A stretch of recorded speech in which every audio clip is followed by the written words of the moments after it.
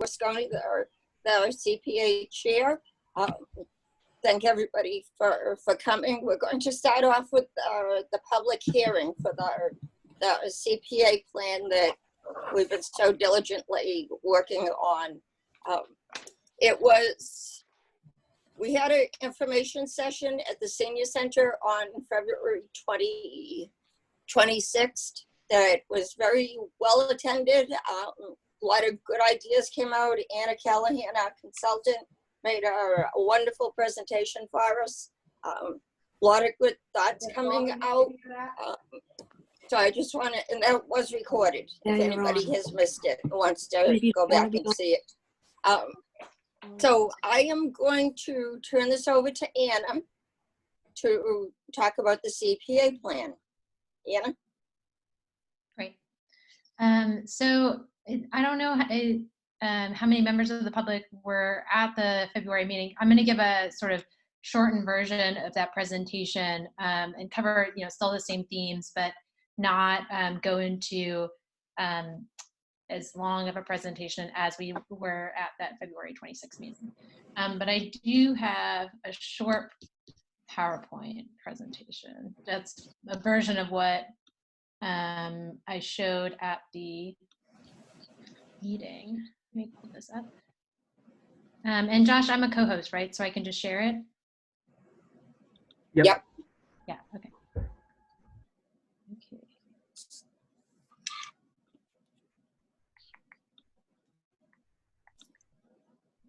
Can everyone see that? Yep.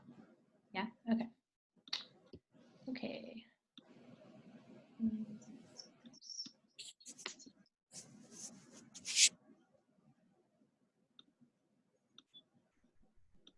Can you all still see the PDF? Yeah? I see a blank white page. Oh no, okay, hold on one second. I will resume and restart.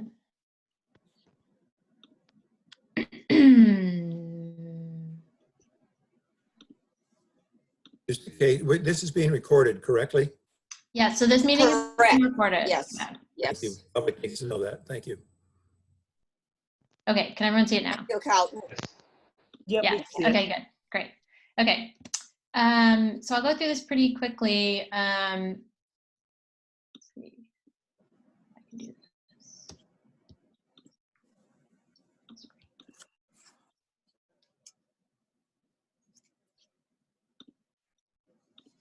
Oh, that did not work how I wanted. I'm sorry. Yeah, take your time. Technical difficulties, I'm sorry. Okay, now Yep. I think we're back in business. Okay, So I'll go over briefly just what CPA is and go over the plan, just the process that went into creating it, and then I'll go through, I'll read all of the goals in case there's anybody who's just listening on the phone. And then we'll open it up for public comments. And as Gina mentioned, all of the comments from the February 26th meeting that were at that public information session are also going to be part of the public comment period for the plan, including any comments made at the public hearing today. Okay, so the Commute Preservation Act is a tool that was created by the state in 2000 that allows communities to generate funds for projects that are housing, historic preservation, open space, and recreation. And over 176 communities in Massachusetts have adopted CPA, which is about half of all of the communities in the state. It primarily supports projects involving real properties, so both public property and any private property that has a public benefit. It's usually used to acquire property or to improve property, but it can also be used to support programs that provide direct assistance to income qualifying households. So particularly it can be used to support in the housing category. And I'll show a matrix of the different categories in a second. One example of a support program is a rental assistance program that has been coming up a lot right now in communities across the state with using CPA funds for emergency rental assistance programs. CPA funds are generated through a local property tax surcharge, and Bridgewater residents adopted a 2% with the following exemptions: low-income households earning less than 80% AMI, or low moderate income seniors 60 years and older who are earning 100% or less of the area median income, and also the first 100,000 of taxable value of residential real estate. And those local funds are then matched. Oh, you're getting the sun in my background. Are matched with a variable distribution from the state. And that has varied from up to 100% each year or all the way down to 18%. But this year's match is estimated to be 24%. And since adoption, Bridgewater has collected close to 8.5 million roughly. Will that percentage stay the same even with COVID-19 and just the financial situation? Will that 24%, is that already, it's in the bag? I'm Yeah, I assuming. believe that matches this is going to be the same. It's already determined. I haven't heard anything otherwise. I know Jen Goldson is also on the phone. I don't know if you've heard anything differently on that either. Yeah. So I think, so as far as we know, it's going to remain the 24%. Okay. Because that was already, that law, the increase for the state fund, trust fund was already increased prior to COVID. Right. I remember when it was approved. I was just curious. Yeah. Sure. Yeah. So as far as I know, it's still going to be 24%. Ooh. Okay. And then these are some of the projects that have been funded with Bridgewater funds, CPA funds in the past. Up here on this screen, in case you're calling in, there's Bridgewater Library, Mount Prospect Cemetery, the Memorial Building, Crescent Street softball fields, the McElwain Building, Music Alley, Keith Homestead, Legion Field, Murray Needs Farm, and the Academy Building. And then there's many more, but these are just some examples. At least 10% of funds must be spent or set aside in three categories. So 10% must be set aside in housing, 10% in historic preservation, and 10% in open space / recreation. And up to 5% can be used for CPC administrative costs, which most community preservation committees do elect to set aside 5% for administration. So that leaves 65% undesignated that can be spent in any of the any category: housing, historic preservation, open space, or recreation. And so this was the sort of matrix that I was talking about earlier in terms of what projects are and are not eligible. And so you'll see that in any category, CPA funds can be used to acquire property, and in any category, it can be used to preserve property. But in the create category, you cannot create historic things because you can't create something that's old. So that's the only category that you can't create something using that verb. And in the support category, the only category you can do that in is housing. And so I mentioned the rental assistance program. You can also do a first-time homebuyers program or other programs that provide direct assistance. And all the funds in those programs have to go towards direct housing costs. It can't go towards something like utilities or a condo fee or something like that. It has to go directly to the housing cost. And then in this rehabilitate and or restore category, it can be used for historic and recreation, and it are both eligible. And in open space and housing, you can rehab or restore property that has been acquired or created with CPA funds.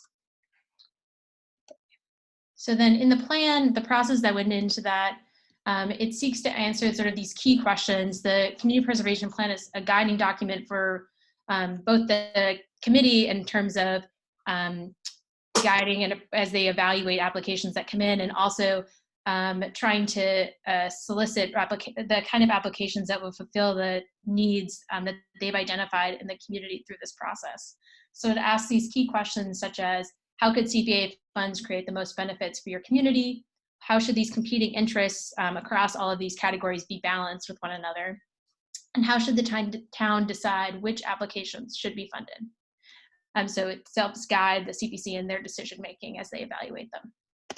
So the process began last spring, and it began with evaluating past planning documents, looking at existing data sources such as the census or MHP, the Massachusetts Housing Partnership, or more local data sources as well, and trying to evaluate what are the existing resources in the community in these four categories, and also where is the strongest need as we see from the data. And this sort of data gathering process was then complemented through the summer and fall with this public input through both a community survey that was live and also focus groups that we had in September with key stakeholders in each of these 4 categories, as well as additional input from town officials and stakeholders. And then in the fall and winter, we combine these 2 efforts to create the plan, digesting the community input and drafting a preliminary plan. And then the public hearing is the sort of penultimate step in that process. So through that process, 5 guiding principles were determined that are sort of overarching principles for the Community Preservation Committee that they like to see in all of their projects that come through. And so these pillars are really, the first one is planning and community goals, a desire to prioritize projects that demonstrate comprehensive planning and compatibility with other community initiatives and goals, including supporting CPA eligible initiatives from existing organizations. So basically that principle means that they want to see projects that are in line with other things, other initiatives that are ongoing in the community, and that they're supporting those. And then the second pillar is leveraging, so leveraging CPA funds with other funding, and that can include direct like grants and other funding sources, but also can include non-monetary funding such as donations or sweat equity. Those would also count as examples of leveraging. The third pillar is compatibility, so prioritizing projects that support multiple CPA areas and reinforce CPA goals. So projects that are both housing and historic preservation, or open space and historic, or open space and recreation. So some examples of that. And then the fourth pillar is longevity. So projects must demonstrate long-lasting benefits to the community, including a substantive maintenance plan. So all of the projects that the CPC wants to see have to have a maintenance plan, but it's to ensure that the funds that they're approving and recommending to the town council for approval will have a long-lasting community benefit, that the projects won't, the funds won't be used, and then the project will be built and complete and then immediately fall into disuse. So making sure that there's a way that their funding is secured afterwards. And then the fifth, connecting town and gown, is something that came out of the focus groups that we heard, and that the CBC encourages projects that foster relationships between BSU and the town. So wanting to see a larger connection with the university and town residents, and looking for projects that create synergies between those 2 populations. Okay, so I'm going to go briefly through the goals, and I wanted to include the actual text of the goals so that anyone who's on the phone, I'm just going to read them pretty quickly, just so you know what they are. So the historic preservation goals, there were 5 that came out of it. The first is preserve and restore historic properties to improve public accessibility, use, and awareness of the town's local historic resources such as Town Hall or the Memorial Building and privately held buildings with public access. Number 2 is preserve the town's historic artifacts and documents through digitization and the creation of permanent facilities to house these resources. Number 3, preserve historic resources from development or deterioration through increased local, state, and federal historic designations and other mechanisms to encourage and support preservation. And then number 4, rehabilitate commercial facades and other historic resources such as Town Hall or the nearby Memorial Building to boost downtown economic revitalization. And number 5, preserve and restore outdoor public historic places and public monuments. Okay. And then there are 4 goals that came out of the open space and passive recreation category. Number 1, preserve Bridgewater's farms and agricultural lands. Number 2, preserve and restore existing natural open space and passive recreation facilities, specifically enhancing the safety and public access. Number 3, preserve and acquire strategic private open space properties along water resources and river corridors to improve water quality and to protect priority wildlife habitats and critical natural landscapes from development. A little bit of a mouthful. And then number 4, create, preserve, and acquire neighborhood level open spaces for pocket parks, community gardens, and other outdoor gathering spaces. Okay, there are 5 active recreation goals that came out of this. Number 1, rehabilitate or restore existing parks, playgrounds, and other recreational facilities, such as the Jenny Leonard Park or Marathon Park. Number 2, rehabilitate existing or create new facilities to improve safety and public access to active outdoor recreational facilities, such as Stiles and Hart. Number 3, create a comprehensive and connected bike and walking path network. And then number 4, create and restore access to the town river or other water bodies, specifically for canoe and kayak access, so more recreational focus. There's a similar goal in the open space and passive recreation about water access as well. And the last, create outdoor recreational facilities that cater specifically to older residents and individuals with special needs, such as pickleball courts or other ADA accessible facilities. There's this trend that came out also around adult playgrounds, and so that's something that could also come out of that. And then 4 community housing goals, and this is the last slide, and then I'll be done reading from these slides. The first, create and preserve affordable housing options for older adults to allow them to stay in the community as they age, prioritizing locations that provide easy access to services and other resources. We heard a lot from Bridgewater's older residents through the plan process, and also through the data gathering. We saw that this is a significant population within the community and one that's only projected to grow. So that was a key need that we saw that came out of this. And so that's why you'll see this goal here, and then also the goal that I just mentioned in the active recreation category as well. So number 2, create affordable and community housing through the adaptive reuse of existing buildings, specifically historic properties. This goal is an example of where you could see a lot of projects that have overlaps with the historic preservation category as well. Number 3, support a variety of affordable and community housing options, specifically for young individuals, young families, and entry-level housing. And then 4, preserve long-term affordability for existing affordable and community housing units and preserve them through eligible repairs and improvements. And that's it. So those, I just wanted to go quickly through those in case anyone is just listening in, and that way they have heard all the goals. But that's sort of the end of my presentation. So I'm going to stop sharing. And I think, Gina, we can open it up for public comment. Thank you for that. That was nice. There are a number of people from the public that have joined us, so I would specifically ask them if they had any comments on the plan. We're only talking about the plan right now. And you can just unmute your, a lot of people are still on mute, so if you want to say something, just make sure you. Yeah, and just make sure you announce your name and then your address so that Josh can put it in the public record, or the administrative staff who's keeping notes.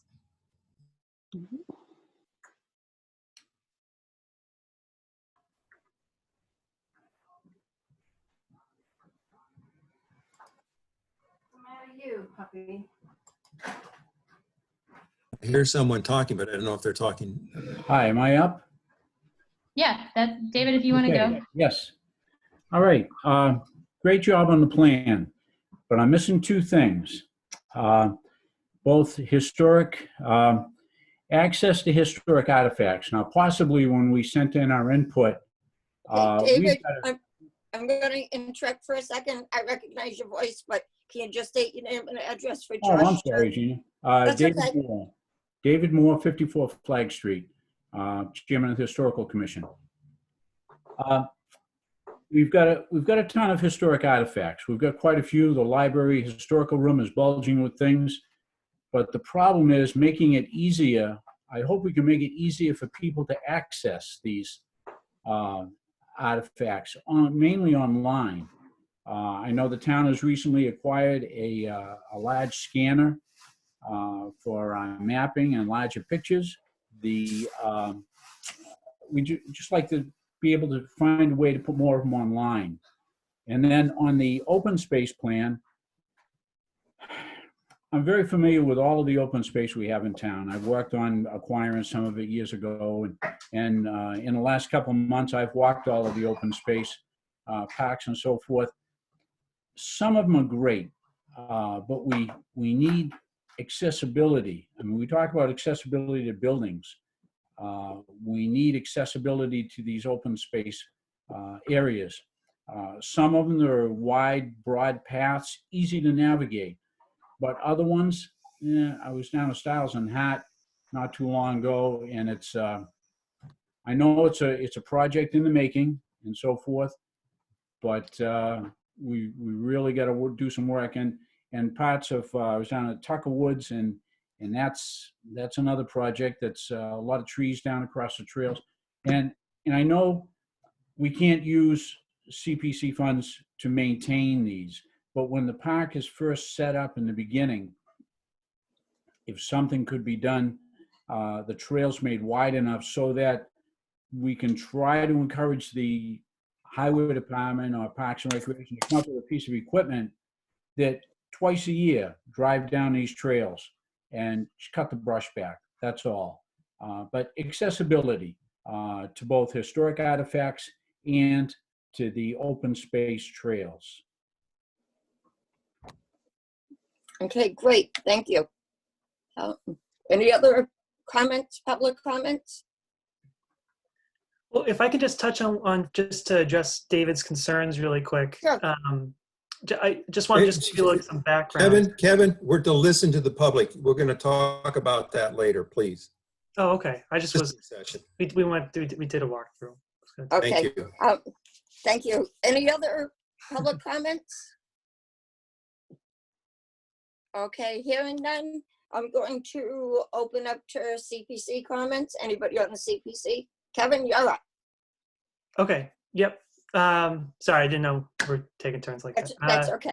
I should have explained it. No, it's fine. It's all good. Yeah, David, just to give you some background info on that. I agree with you 100%. I think we're definitely working on that. Open Space met about a month and a half ago. We took a walk. We didn't go to Hanson Farm per se. We went to Murray's Farm. We did a walk back there, trying to see what the accessibility was for that particular location. We haven't gone to any other locations yet. We were planning on doing it on April 11th. That's when we were gonna meet again for the open space, along with the town manager and everybody. We have 2 more members that just joined as well. So we're definitely blossoming as far as membership is concerned, which is great. Really love, just great to see that and engagement with the town. And then the new employee that the town just hired, I forget his name, the environmental, the new environmental, not the steward, but the planner. He came out as well. We had a great meeting with him, and we're making a strategic plan as far as making sure accessibility, from what you were just saying, and roads and cutting brush back and things of that nature. We're kind of taking it one at a time because we want to make sure that we do it right instead of just kind of have it spread out. But just want to let you know we did meet about a month and a half ago talking about that, and it did have it's in the works right now as far as making that manifested into reality. Great, thank you. Any other CPC comments? I was just going to say I would follow up with that comment about the accessibility. A few days ago, I was over at Titicut, and there's one area in the back where it does say that it has an accessible route or accessible space, but it is like the entrance getting into the site has the gate and very poor parking. So that is something where it's like it's half there, but maybe get it more. And then if we do Styles and Hart, that definitely should be a priority, getting that to be accessible. Great. I know Jean and I tried to find Titicut one day, and we did, but it was the same issue. It's not marked clear. Yeah, but if you go in there, it's a beautiful spot. Right, it is. Great views of the river. And I'd gone by it a bunch of times, but to actually go in there, we have a lot of hidden gems in our town. We do, definitely. Jean? I understand, at least Lee Castanetti said that they've cleaned up Jenny Lynn, the swing set. That's all been taken out. And they'll have parking in Oldfield. There'll be some parking spaces. I think that's called Oldfield Road. I can't remember now. So that you can get into Jenny Lind, because again, there was no parking up there. But of course, some of these places were developed when you didn't need parking. Right, definitely. Carlton, you have your hand up? Yeah, I'll bring it up a little bit higher level. Given that we are potentially going to be receiving some kind of a application from the town for rental assistance programs, did we adequately address that in the plan? I don't remember. I think you said it, but I want to make sure that the using community preservation money for rental assistance programs is clearly articulated in this plan. Okay. I think I heard Anna say that. Anna, if you can just clarify. Sure, I can clarify. Let me pull up the screen again. No, bear with me. Sorry, not to. I think it did make reference to it. Housing goals are. Carson, I think that's a great point. I don't know that we really do explicitly mention that in the plan. Because the whole process happened before COVID-19, and so I think it would be appropriate to add something like that in there. I don't know that I see really a good spot on where I would see it fitting in the current goals that we have for this category. So I think it would be appropriate to add something around something specifically about that. I don't know how others in the CPC feel about it, but I don't know that or if someone else sees how one of these goals could particularly include that topic. We can talk about that when we discuss this after the hearing closes. Yeah. Right. Okay. Dina, Yes, Harry. on Camp Titicut, there's an Eagle Scout project ongoing right now. There's a new gate been put in. He's been making parking areas out front. Last year, we had all the campsites redone by an Eagle Scout project. And I'd like to be invited when things are going on down at Stiles and Hart. I am the steward. So I know quite a bit about what's going on down there, so. Great, that sounds good. I would like to see too, I know Steve goes out walking with his family. I'm not sure how much everybody else does, but possibly if we can ever get together, well, I guess we could walk 6 feet apart, but maybe when things open up more, I wouldn't say in a hurry for it, but at some point, if you could, or I know David Moore is very knowledgeable about the parks too. If we could do like a tour, because there's some I'm sad to say that I've never been in, that I would like to see more. So suggest that we're getting into discussion of the plan and changes to the plan and some of the other things. I'd like to make sure the public has a chance to talk more if they need to. Okay. We did public comment. We can go back to it before I do. Any other CPC members with their input or questions or comments? Okay, I'd just like to comment that I commend the CPC and Anna for all their hard work and diligent work in putting this together. It hasn't been an easy task and it's been lengthy. So I just want to publicly commend everybody for their work. Okay, any other public comments? Carlton? I just clapped. Oh, okay. I got the glasses on, but I have to tilt a certain way. Any other public comments? Okay, hearing none. We can close the public hearing. What we'll do now is, the procedure is we close the public hearing. We go into a regular CPC meeting and we discuss comments that were made and we vote on the plan to accept it or not accept it. So at this point, hearing no other comments, public or CPC, I'd like to have a motion to close the public hearing, and that does require a roll call vote. So motion, So moved. second?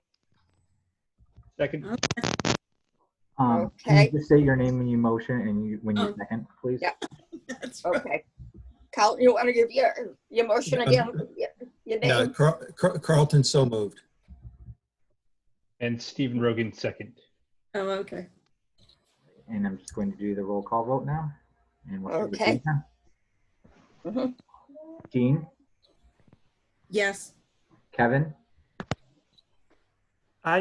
Yes. Carlton, Yes. Stephen, Yes. Harry. Yes. Thank you.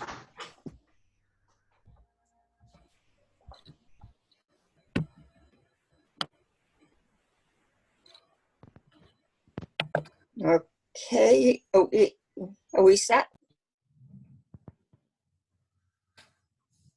Yep, everything's set for that. We're still in quorum, right? Yep, we are. Yep. Yeah, we have 5 votes and not me. Not that I'm voting against it, but I just don't vote. Okay, so the public hearing is hereby closed. We regular, I keep looking at the clock on the stove. We have 9 minutes to go. That will just be a quick recess because we can't go into Gina, the regular CPC meeting. It was posted for 6:45, I believe. Gina, Up actually, I 6:30. was looking and it's actually at 6:30.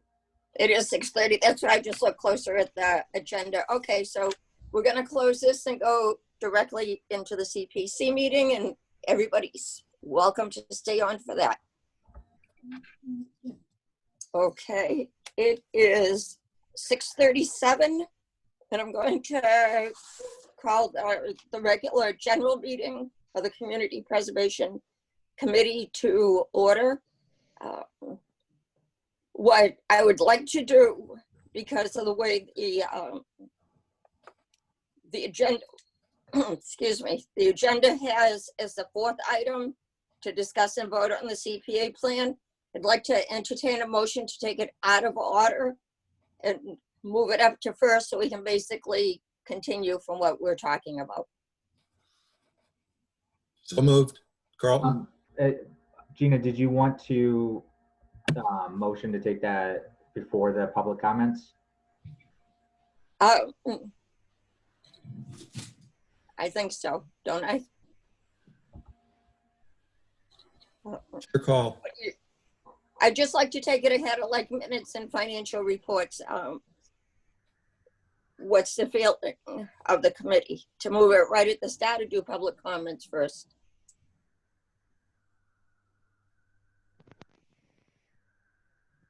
Any thoughts?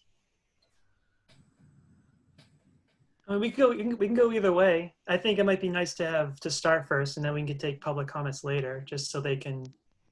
Right, listen. so it's a continue, right. So it'd be right at the start, Josh, before public comments. Okay, thanks. I just want to make sure. Okay, So I motion to take that out of order. We need a second to proceed. Second. Yep, I just need Okay. everybody to, whenever you make a motion and second, to just state your name. Okay, Carlton made the motion. Harry Bailey, second. Oh, okay. okay. Whatever you want to do. It doesn't matter. It's fine. Okay, that's good. Okay, Okay. comments on the public hearing on the plan? Any discussion?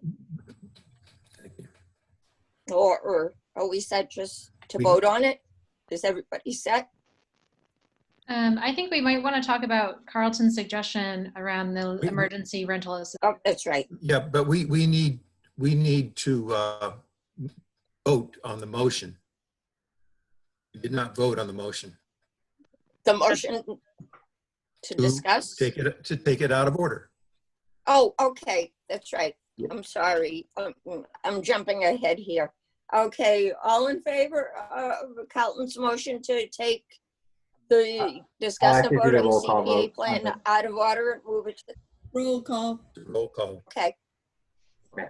All right, let's start the roll call vote.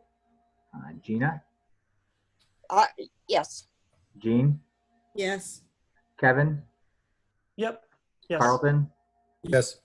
Stephen, Yes. Harry. Yes. Okay, it was passed. Okay, great.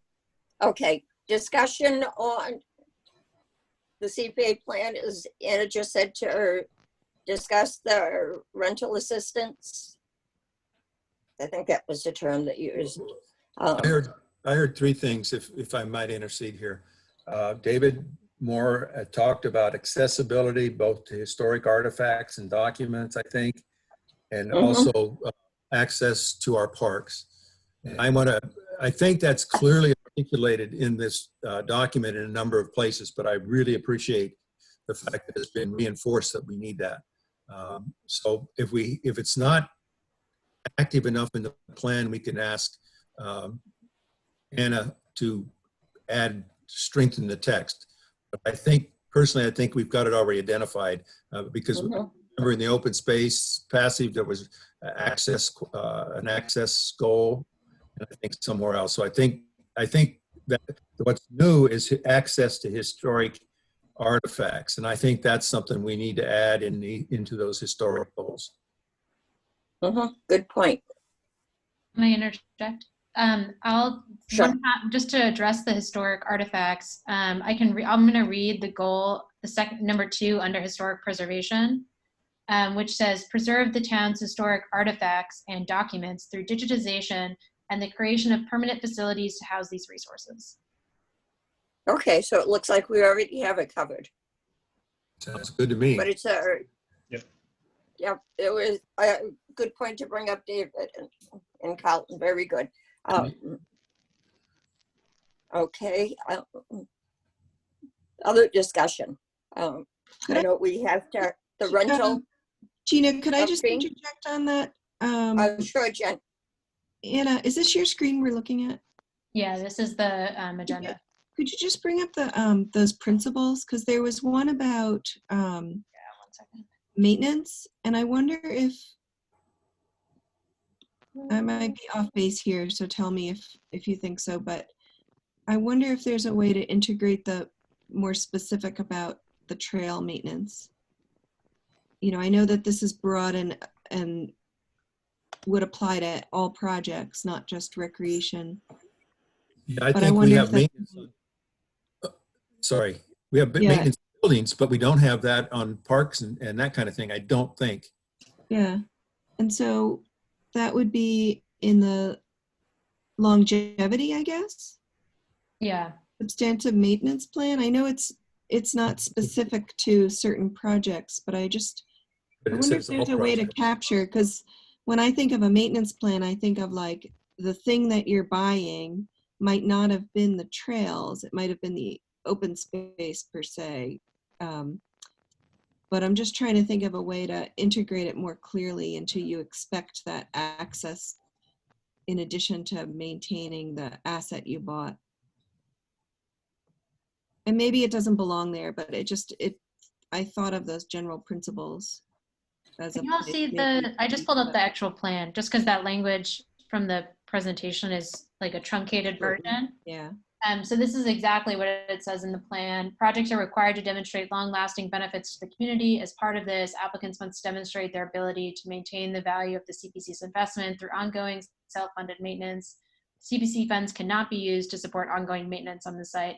Applications should include a clear maintenance plan, including financial and staffing needed to carry out proper case to protect the resource and community's investment. So yeah, I mean, I think this would be a good spot to add that in. Maybe something about maintenance and access to the resource where applicable, something like that. Yeah, long-lasting. Maybe it's even as simple as adding in demonstrate long-lasting community or accessible benefits or something like that instead of benefits to the community. Mm-hmm. And safe access. Safe access, yeah. Yeah, because I know, a lot of the trails have overgrown and people, I think Carlton, I think, was the one who mentioned there's trails down the back of the softball field, or were. They're there, but you can't access them. Can't find them. Right. There's a lot of swampland out there too, I think. And to be honest, that kind of funding for that actually falls on the rec and Parks and Rec Department. Yeah, and they don't have the money to, Well, but yeah. they need to be given it. but we need to be able to have a place that any application that comes in, we can point to and say, here's what you're, in order to, I hate that word, to ensure that project meets our application requirements, you need to have a solid maintenance and safety plan or something like that. So I hear the comment, I just don't know how to answer it. Yeah, and I think that instead of just maintenance, as Jen brought up, the access and maintenance, but to keep the access clear, isn't that part of maintenance? As I'm Just saying be it. more specific in the description to Okay. avoid any problems, I think. Okay. Yeah, you could say something about access and maintenance to the, something about access to the resource, because that could get at the historic resource access too, as well as, conservation areas and things, and maintenance. You could say including safe access to the asset. Yeah. Mm-hmm. That makes sense. project, Yeah, yeah. I agree with that. Yeah. Yeah, that sounds good. I think it's good that we put in safe, because that's, So do we need to take votes on things to add, or is it by consensus? You can say, I think, so I'll read back what we just talked about. Projects are required to demonstrate long-lasting benefits to the community, comma, including providing safe public access to the project, resource, or site. Works for me, but that's great language, but I think we can just go by consensus. There is a route in Robert's rules that you can have a consensus, not have to go through a formal vote. Okay, does everybody, But I don't know about these rules on these things. So I think if everybody, down at the bottom, you can click the little reactions button and it gets recorded. And if everybody reacts and raises the hand or the thumbs up, like I just did. okay, quick question, should it be as part of that first sentence or, oops, there it goes. Or should it be part of the next sentence where it says maintain the value of CPC's investment through ongoing self-funded maintenance and safe access? Or do you prefer our first sentence? where is that, Gina? Is that below? Actually, the same paragraph, just the next sentence. It kind of goes on to the next page. The application demonstrate their ability.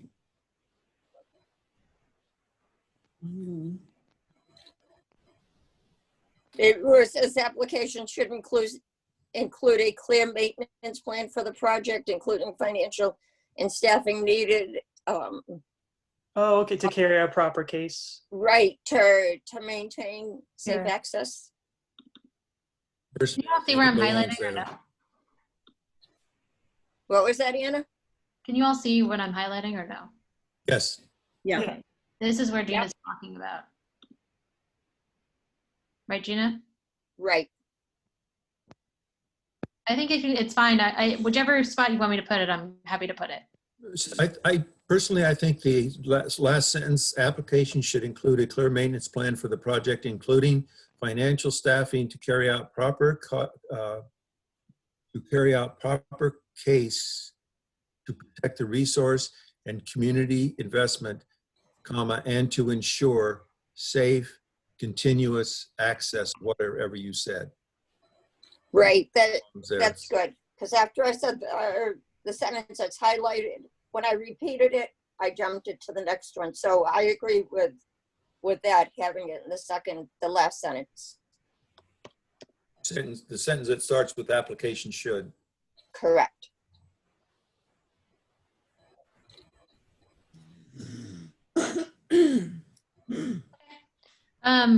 Do we want to talk about Carlton's suggestion around rental assistance or other housing programs? Yeah, to explain how that would run. Carlton? Absolutely, I want to talk about it. I just don't understand what the program and what the expectations for CPC are, but that may be a different discussion. I think we, I can talk about it briefly if you want, just to, like, do we recognize it well enough here? And I think you said maybe not. maybe not, but I guess that my two thoughts on it are, on the one hand, I don't know, it didn't really come out during the public process because of when we did it. I don't know if we did it now, what the public process would be. So we could add in a goal that is sort of broadly talking about housing support programs. The long-term affordability down here doesn't really get at what an emergency rental assistance program would address, because it has to do more with short-term. Well, it's addressed in housing options as a goal. That's broad. And but I think it might be in some of the discussion, there might be just a sentence added in one of the discussion areas so that it's clear that that's included, not necessarily to change the goals. In number 3, you mean? I'm saying not in the goals, but Oh, you mean underneath them? Yeah, there's some text you have that supports those goals.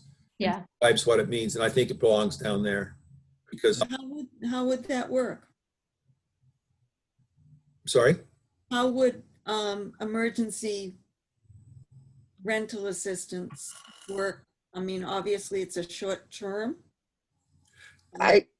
Who gets it, or how do you get it, or? Okay, I just heard of it for the first time last night from an email from Michael Dutton.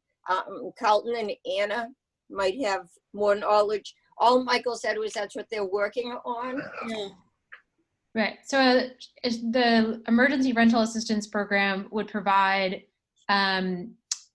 like a voucher to people, to applicants. So you would apply for the funding, and it would provide some sort of subsidy monthly that would go directly to your housing costs. So for people who are, and specifically for people who are in the short term being affected by COVID, either by being furloughed, laid off, or having their hours reduced. And that's how a lot of these programs that are being set up in other communities are sort of the parameters of those. And most of them are being set up on a short-term basis, like 90 days, not for a long-term lasting, where there are other rental assistance programs that already exist, but this is specifically for an emergency rental assistance for people, or for people who are deferring their current payments because they cannot pay their current rent. And they can't be evicted because of the moratorium, but once the moratorium ends, they will have to pay the back rent that they haven't been paying. Is that a grant or a loan? I'm sorry, what was the question? Money, a grant or a loan that has to be repaid. In other words, No, we're covering costs without expectation of any It does not have to return. be repaid. Thank you. Anna, just a quick question on that, if I may. Clear the floor before I ask a question. So is that a new thing that just got introduced, like just like within a month ago kind of thing, is for specifically for COVID-19, or was that something rental assistance programs existed before that, but the emergency piece of it has come up specifically around COVID. And I mean, Jen, if you want to weigh in also around that, but that's my understanding, that there are other communities that do have rental assistance programs that are funded through CPA, but this specific kind of like emergency short-term program has sprung up in relation to people being affected by COVID. Yeah, the federal and state funds have just been so limited over the years, and as housing gets more expensive, a lower amount of funding at those levels helps less and less people. So a lot of communities see a need to provide local assistance as well. And the communities on the Vineyard have been doing this a long time. They all of the 6 communities on the Vineyard give money every year to the Housing Authority to do a local subsidy in addition to the federal and state subsidies that they already provide. But the emergency piece is what's being pushed right now because of COVID. Jen, do you think that the emergency part needs to be put into the CPA plan, or is it more or less understood for the housing? I think if you do like Carlton said under the text of number 3, you're talking about housing options. That's pretty broad and affordable options. I think that you could just explain that rental assistance would be included. I don't even think you need to get into whether it's emergency or permanent, unless you have a strong feeling about that one way or the other. I personally, I just think we need to recognize it in the text. And Anna sent an email on March 24th. You sent an email out to Gina and I, subject Mass Planners MHP guidance on CPA and rental assistance. And I think that should be forwarded to the team, to the committee. Right, okay. But what Jen, I since I started it, but Jen made it very clear, probably better than I can, because I over-talk things. Now, Anna, can you bring up the text for that section? Yeah. Hold on. I think this is an old version of the plan. Let me open a new one. Okay.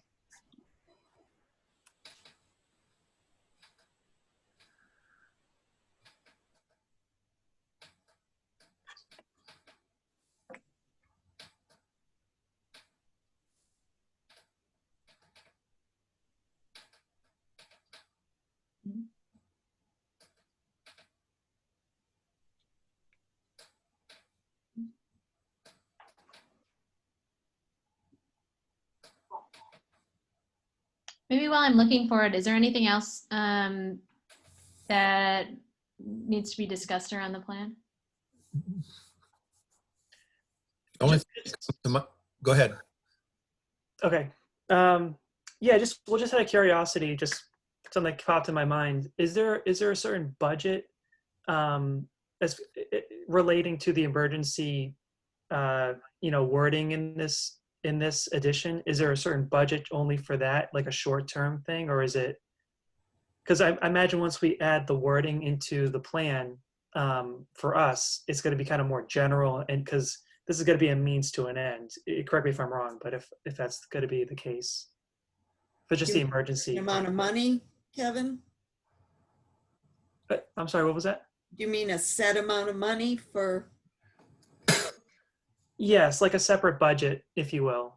That would be determined by that would just be determined by the project and the applicant that came in. And it wouldn't really be under the purview of the CPC to determine what specific amount would be appropriate for the rental assistance. Ideally, a housing trust or the housing authority or the town would partner with a local housing organization that knows more intimately the needs of the population and would apply for a rental assistance program. And they would set the, either based on the amount of funds that they have from state funds, like could be from CDBG funds or home funds, they could set how much money they could afford to give to each resident, and also based on the need of the residents that they're seeing in the community. So I don't think it's really appropriate to put in this plan. Also, for a second reason, that it's looking over a 5-year horizon as opposed to if it was, so it's trying to be also flexible enough to adapt and change over the 5 years. Okay, got it. Yeah, okay. So we would end up probably being a project application would come in to ask for a certain amount of money to be transferred into one of those entities that can manage that money. That's what our job would be, to simply say how much. Yeah, in some communities, right, managed by the housing trust, that the CPC could provide, a set amount of funds to the housing trust, and they would be the arm that would implement the program, for example. So I think just recognizing it so that somebody doesn't come back and say, well, you didn't recognize this in your plan, therefore you can't do it. I need to do that. okay. I think this sentence right here, the highlighted sentence, is good. Great.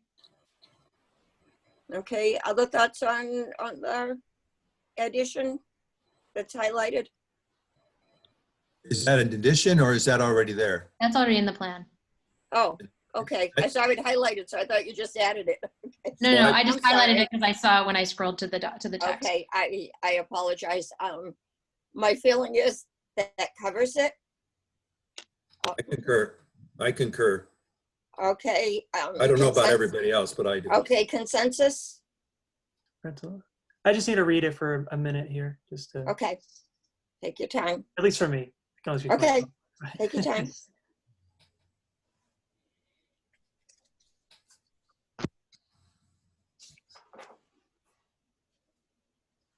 Now, this says that we would help them secure housing.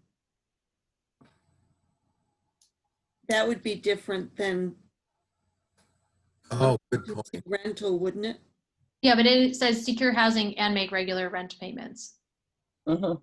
You So could it- just put and or, just to be more clear. I don't like and/or if you say residents can secure housing or make rental payments or both. Yeah, okay. Or it can be or. It doesn't need to or both. It can just be secure housing or make regular rental payments. Right, okay. We don't Yeah, need because the they wouldn't be doing both if they're, well, they could be. Well, because like if it's a situation with, you know, COVID-19, we're in the COVID-19 era today, or at this period, but it could be a different, another crisis too, with something that might be Right, for so a that's rent in the mix right. too. Right, Or it could be short-term rental payments. Limited. Regular means it's not ending. Right, it could make regular rental payments, including short-term or emergency rental assistance, or something like I can add in something that says including, or like such as including rental, like emergency rental assistance. I like that. Yeah, I that like would be emergency good. rental assistance. That sounds right. like it covers. And that it's, Mhm. Is there anything else to be discussed? No, any other comments or My changes? last question, and I promise I'll not talk about this anymore, this particular. You did incorporate, because I think you had a conversation at some point, you did incorporate some of the thoughts that came out of the public meeting that we had before this COVID started in this plan. You did address some of those comments. Yeah, I haven't made any revisions to this plan since the document has been out for public comment. So if there are any other revisions that you want me to make, you should direct me to do that now. There weren't any that came out of the public hearing or the public information session in February that I remember from that you said we should make. I think I tend to agree with you. My mind doesn't remember the level of detail, but if there were no major or minor changes coming out of that discussion, then I'm good to go with this personally. Okay, I don't seem to remember any. There's a lot of very good conversation that night, but I don't think there are any actual changes to be made to the plan. Yes, I agree with that. So we'll just add emergency, just so that extra wording to this, and we'll take a vote on that, I assume, and then it'll be good to go. Well, we'll do a consensus on rewording the sentence, and then if there's no other changes in the discussion, we'll take a vote on accepting the plan. Gina, is it appropriate for me to say something? Sure, just identify yourself. David Moore, Historical Commission. Mhm. Okay, going back when we went over the accessibility of historic stuff, Anna addressed that, and she pointed it out in the plan where it is mentioned, but I don't think it mentions strongly enough online access, because we have kids walking the town with their parents doing historic projects and so forth, and well, that's great if they can get to the library when it's open and so forth, but the college has their special collections has some tremendous stuff online, and I realize they're in a different category than we are, but if there was some way that we could be heading in that direction, that people could access more of it online rather than have to wait for the historical room to be manned or for the library to be opened and so forth. Take, for example, the Alden House that we may talk about tonight. It would be great if I could get into that file cabinet upstairs, the flat file, if that material was on there, I can't access it through the registry of deeds because it isn't on down there. The college doesn't have it. So there's no way to get anybody's hands on this after hours, even without the virus problems that we have. So if we just make that a little clearer, that online access to more material or head in that direction, I think would be very important. Maybe in the text part, because I think where it says preserve the bullet number 2, preserve the town's historic artifacts through and documents through digitization. I think that's is good for the goal, but maybe in the text itself. Yeah, if there was some way, protection is great. We're doing okay with protecting them, and we got restoration, How about protect and make? digitization is. How about protect and make accessible? Digitization is key, provided that those digitized files can be accessible online. I feel like we should put the word in modernization in here, because modernization can, it adapts with the times, right? So having something, if you put modern, like modern digitate, I can't say it, sorry. But if you put modern in front of digitizing, excuse me, I can't speak. I feel like that might be a good, a modification in that regard. But I just see- just a see couple what- words, online accessibility. Yes, no, I agree with what David's saying. Like, Yeah, good, but modern it's just- online accessibility. Online, yeah, Accessible. modern online accessibility. Yeah, it covers all the bases. I think that's. Yep. Yeah. That'd be great. Right. I think if that can be added to the sentence that you have highlighted, Anna. Well, I would suggest a little bit more wordsmithing. Protection of archives includes physical preservation, and then move restoration of documents themselves, comma, digitization and online Accessibility. accessibility, online accessibility. But I would get the digitization after the restoration because I'd prefer to have restored documents up there. But Okay. yeah. It's up to you guys, but that's just wordsmithing. No, that sounds good. Yeah. I mean, is this going to be in order of importance when we word this, as far as priorities is concerned, or they're probably going to be all equal? Right? Probably all equal. All equal. Okay. I concur. Carlton, can you read me back what you want me to put in the plan for that sentence? So protection of archives includes physical preservation, comma, restoration of documents themselves, comma, digitization, and online availability. I would As well just as- suggest also adding digitization as well as online access, because to me, Well, those I'm are- sorry, I meant the digitization comes back to the third element.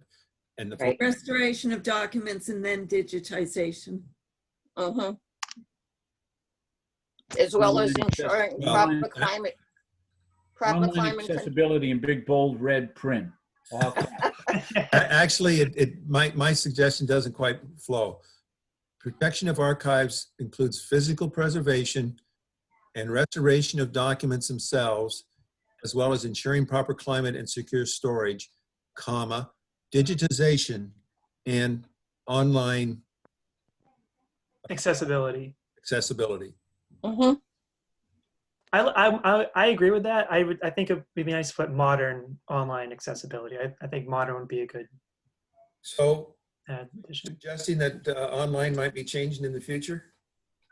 Oh, absolutely. I think in 10, 20 years, it's going to be it's going to be different. Yeah. Gone from cassette tapes up to this. Well, you Now- should now- know. I mean, I'm sure 8-tracks are all the jam. Remember, this plan is for 5 years, not 20 years or 30 years. Oh, that's a good point. Well, that's how my mind works. I try to do something Well, that's you're a youngin. Well, 5 years, haven't we gone from CD to Anna, did you the get that? cloud? Yeah, can I read back what I have? So I have Yep, protection of go ahead. archives includes physical preservation, restoration of documents themselves, including proper climate control and secure storage, and digitization and online accessibility. Correct. That's good. Great. There's too many ands on the last bit. It would just be comma, and then the last one would be and. Yeah, you only need one and in the sentence.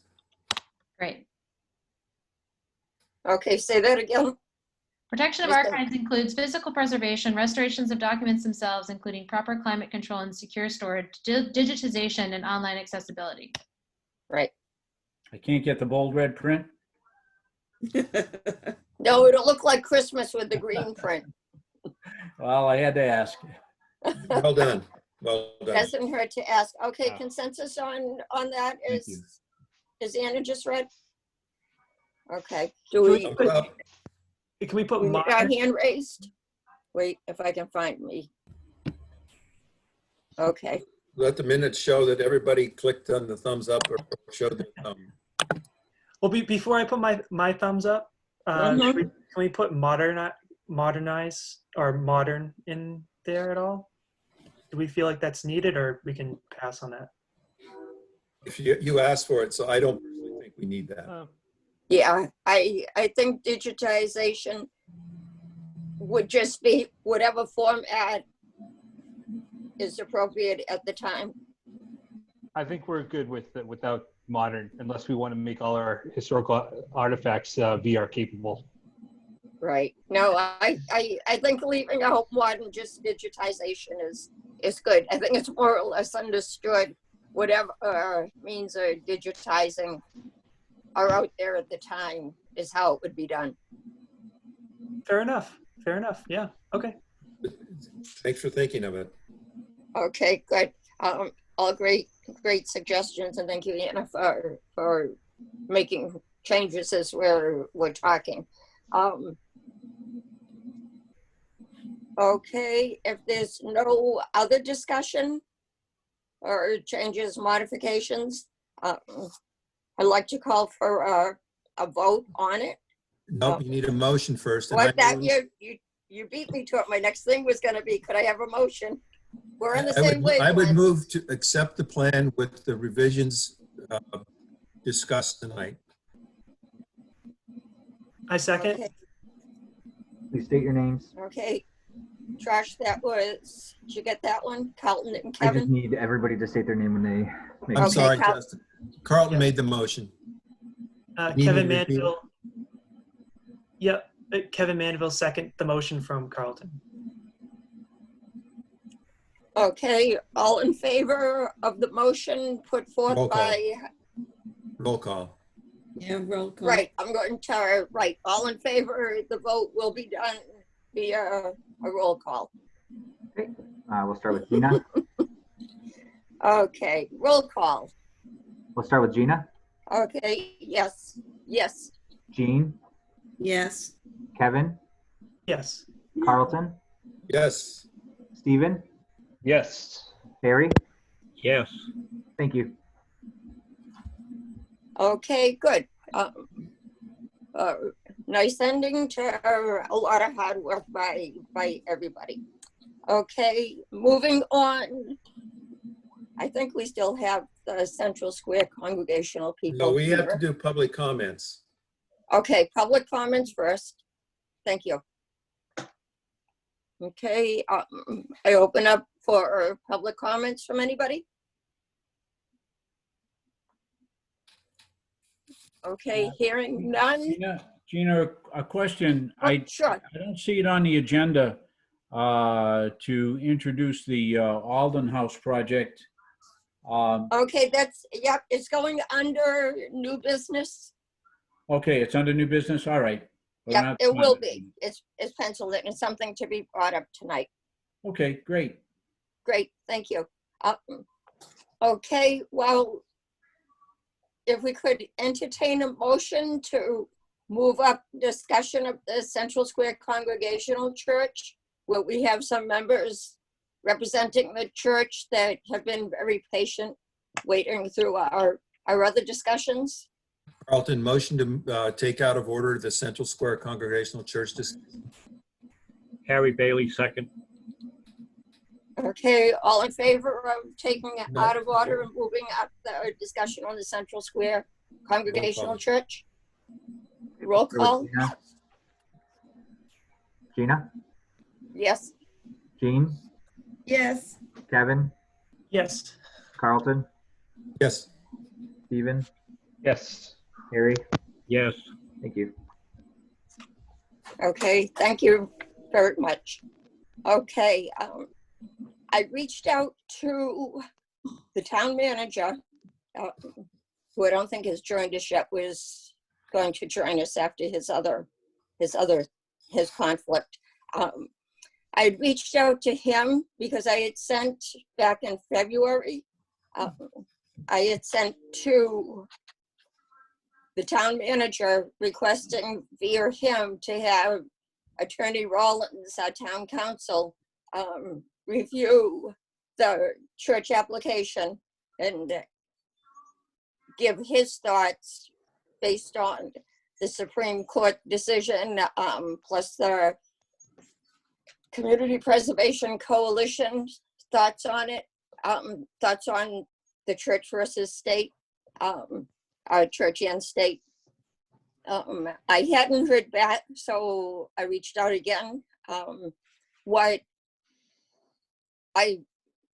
Josh had sent out the letter, but just to quote, this is from Michael Dutton.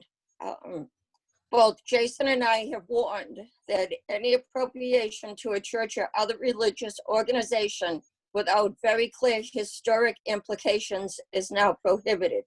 The burden of proof is on the applicant to demonstrate this. Regardless, Jason has pointed out that most permits, hearings, and appropriations have told under temporary legislation. Jason, Attorney Rollins, will provide a written opinion shortly after he was given all the information. Was in when this whole COVID virus thing hit, the pandemic and everything. And so he's been tied up working a lot on that, and probably part of this housing thing, I'm not sure. So he will write something, but it probably won't be for another few weeks, which would still be before our next meeting. I know the church has shown the historic importance of the steeple in the church. Hopefully, Attorney Rollins will. Well, I know he's been given the application, the whole binder, plus the electronic versions.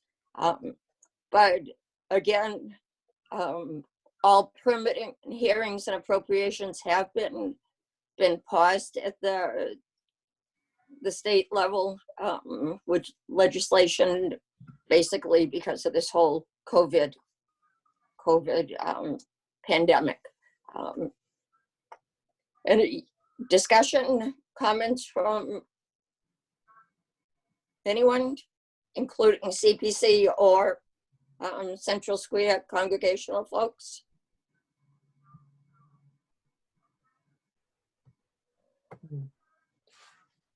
Yeah, Anybody? Gina, Yeah. yeah, just so that whole decision on the state level, we were gonna get an answer by this meeting, right? But it got delayed, so it's gonna probably. Well, it was going to be by the March meeting, which we didn't have. Oh, that's right. Yeah. Right. Okay. Yeah. Right. It's understandable that with this event that we're experiencing right now, I'm sorry that we can't have a more firm answer, but Yeah, I agree. the application is pretty thorough in terms of the historic importance of the town. Mhm. But part of the recommendations and guidance that was issued by the coalition as well as the state as well as the town was that we have the town attorney review the document for his opinion as to what's doable and what's not doable. We didn't instruct him to give that level, but we asked him to at least review the elements and comment on that. We also asked, but I don't know that if this will happen now, is that he provide a draft of his decision before we meet, so we have time to read it and inculcate it. And then after that, then we would have him at the meeting so we can ask him questions. I'm hoping that that will occur sometime in the next 1 to 2 months. Personally, that's my hope, but I just don't know given everything that's going on. Right, I agree. Thank you, Carlton. I had hoped to have something too, but as Carlton said, and Michael Dutton also said, given the state of affairs that everything is in right now, unfortunately, we don't have an answer yet. I hope, Carlton. No, I hope to have something by our next meeting. And I have asked in the past that we get things at least a week ahead so that we can disseminate them to the CPC members so they can look over and review. And I would like to have Attorney Rollins in on our next meeting, which I really have a feeling it's going to be a Zoom meeting again. But so I do apologize to the Central Square folks that we can't give you a definitive answer right now. But Gina, I would intercede here and say, continue to encourage them to work with their fundraising and grant applications and that kind of thing. That's a really important element of any consideration, especially if we get thumbs up to just the church to continue with their fundraising efforts. Yeah, good Good point. Regardless of what we do. So good point. If we could ask the Barbara or Teresa or Rachel, I'm not sure who else is here from the church, just to make that request that while we're waiting for some type of ruling from town council, Attorney Rollins, that you do continue with your fundraising efforts. I don't know if you're prepared tonight or how that's going. I know you have been working on it, and a number of grant applications have been sent out. So I don't know if there's any update on that you'd like to give. Can you hear me, Gina? Yeah. Yes. Yeah. Could you talk just a little louder though, please? Okay. The grant writer that we've had to put him on hold because we can't afford to continue to pay him his hourly wage. Mm-hmm.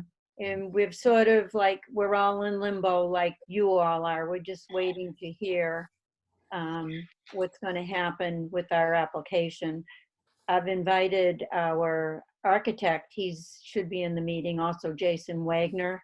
I don't know if there's any questions you want to ask him. But our committee, we're sort of just on standby, waiting to hear from you, and we have many funds that we can apply for. It's just that we can't afford to pay our grant writer at this time until we know what's happening with our application. But we do have plenty to go ahead and apply for. And also, we want to conduct our capital campaign. I mean, once we start up again with our committee and with this CPC and hopefully a grant, we're ready to go ahead at full speed. Okay, great, thank you. I think it's kind of a loop because I understand you're waiting to hear from us for the CPC grant. And you really can apply for, if you apply for the grants and get it, then you would actually need CPC funds to supplement the grant. But I think it also, I'm trying to remember back to how we had worded it for the application, that whatever you request is going to be lessened by what grants you receive. So it's kind of like a loop, for lack of a better word. But I guess I can also understand that you're not going forward with the grants unless you get the money to supplement it. So, okay, as long as. If we had some kind of an answer like, yes, we were going to get a grant from the town without without necessarily saying, giving us a money value, but if we had a yes that we would be awarded some grant money, then maybe you would feel more comfortable going ahead and paying our grant writer. Okay, makes sense. But we can't do anything until we get the attorney's opinion. Right. But we can what we can do is push the attorney, but you know, we can only push so much because he has to respond to the town manager as his first priority. Right. And I don't think we can approve anything without a number associated with that. I mean, correct me if I'm wrong, but Well, we have a number that was asked for on the application, with the understanding that any grants or fundraising they received would lessen that number. So that would be like a up to amount. And honestly, we cannot do a thing until we get the attorney's correct guidelines that the town has put forth and what the state has put forth. We need the town attorney's opinion to move forward. Correct. Yeah, exactly. Correct. So unfortunately, that's where it stands right now. It's in the hands of the Attorney Rollins. So all of us are just waiting to hear from the attorney. We are too. We are too. And Okay. I'm sure he would rather be working on something like this than things he's working on for COVID and all that right now. Do you have a feeling maybe one more month?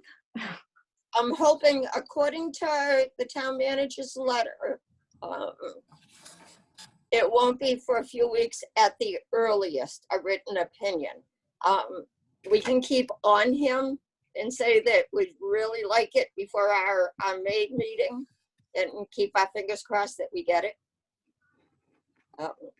Basically, that's all we can do is just request it as soon as possible. We can push it. It's urgent and important for you guys. That's the best we can do. Right. Right now, I'm going by library dates. Library not due back until June 4th. I'm thinking we're in this at least until then now. Right. My guess is even further, but that's just Yeah, right. I'd be very impressed if everything goes back to opening within on May 4th, like the state says. But I'd be very impressed if that happens. I seriously. Right. So, Barbara, to answer your question, or to respond to your comment, I know you guys are anxiously waiting. I will try the town manager to see if we can make sure we get it. We can't make any promises though, but ideally we would like it before the next meeting. Right. Any other discussion or comments on that? No, we'll just anxiously wait till the next meeting. I don't know, Jason, did you have anything? Did you want to ask the architect anything, or we? I I personally don't. Hey. I don't know if somebody else does. Carlton, do you have questions for? I would only ask him, and he doesn't have to respond here, but think seriously about anything and separating out anything that has religious connotations in the plan need to come out of it from requests from us. Mm-hmm. That's the only thing I would ask you to think about. Okay. Yeah, this is Jason from Gale. Can you guys hear me? Yep. Yes.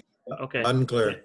Okay, I don't have a lot to add, but just to your point, we have a bid set ready to be priced, and part of the phasing was to separate out the steeple as a scope of work, because we know that has historical context. But that's kind of where we're at. Like Barbara was saying, we basically have a set of drawings. It's ready to be kind of go to the contractor, but we're kind of in a holding pattern right now. Right. Okay. Thank you, Jason. Now, is there? I'm trying to remember back to the actual application. It was shown that the church itself was historical. A question for Jason or Barbara or someone? Yeah, the church is not technically registered on the National Register of Historical Places, but it's deemed a, I forget the exact language off the top of my head, but it's deemed a historically significant or that type of verbiage by the town. So our repairs are respecting that, and we're basically trying to restore it and respect the, the historical aesthetics of the church. Okay, great. Thank you. Oh, by the way, just one last comment before we move on. I have some documents. I have a couple of things that I found from somebody that are involved with the church, and I will try to get them to the church as soon as I can. Okay, great. Thank you, Carlton. Anything else on the Central Square Congregational Church before we move on? Okay, hearing. I wanted to ask about the steeple now.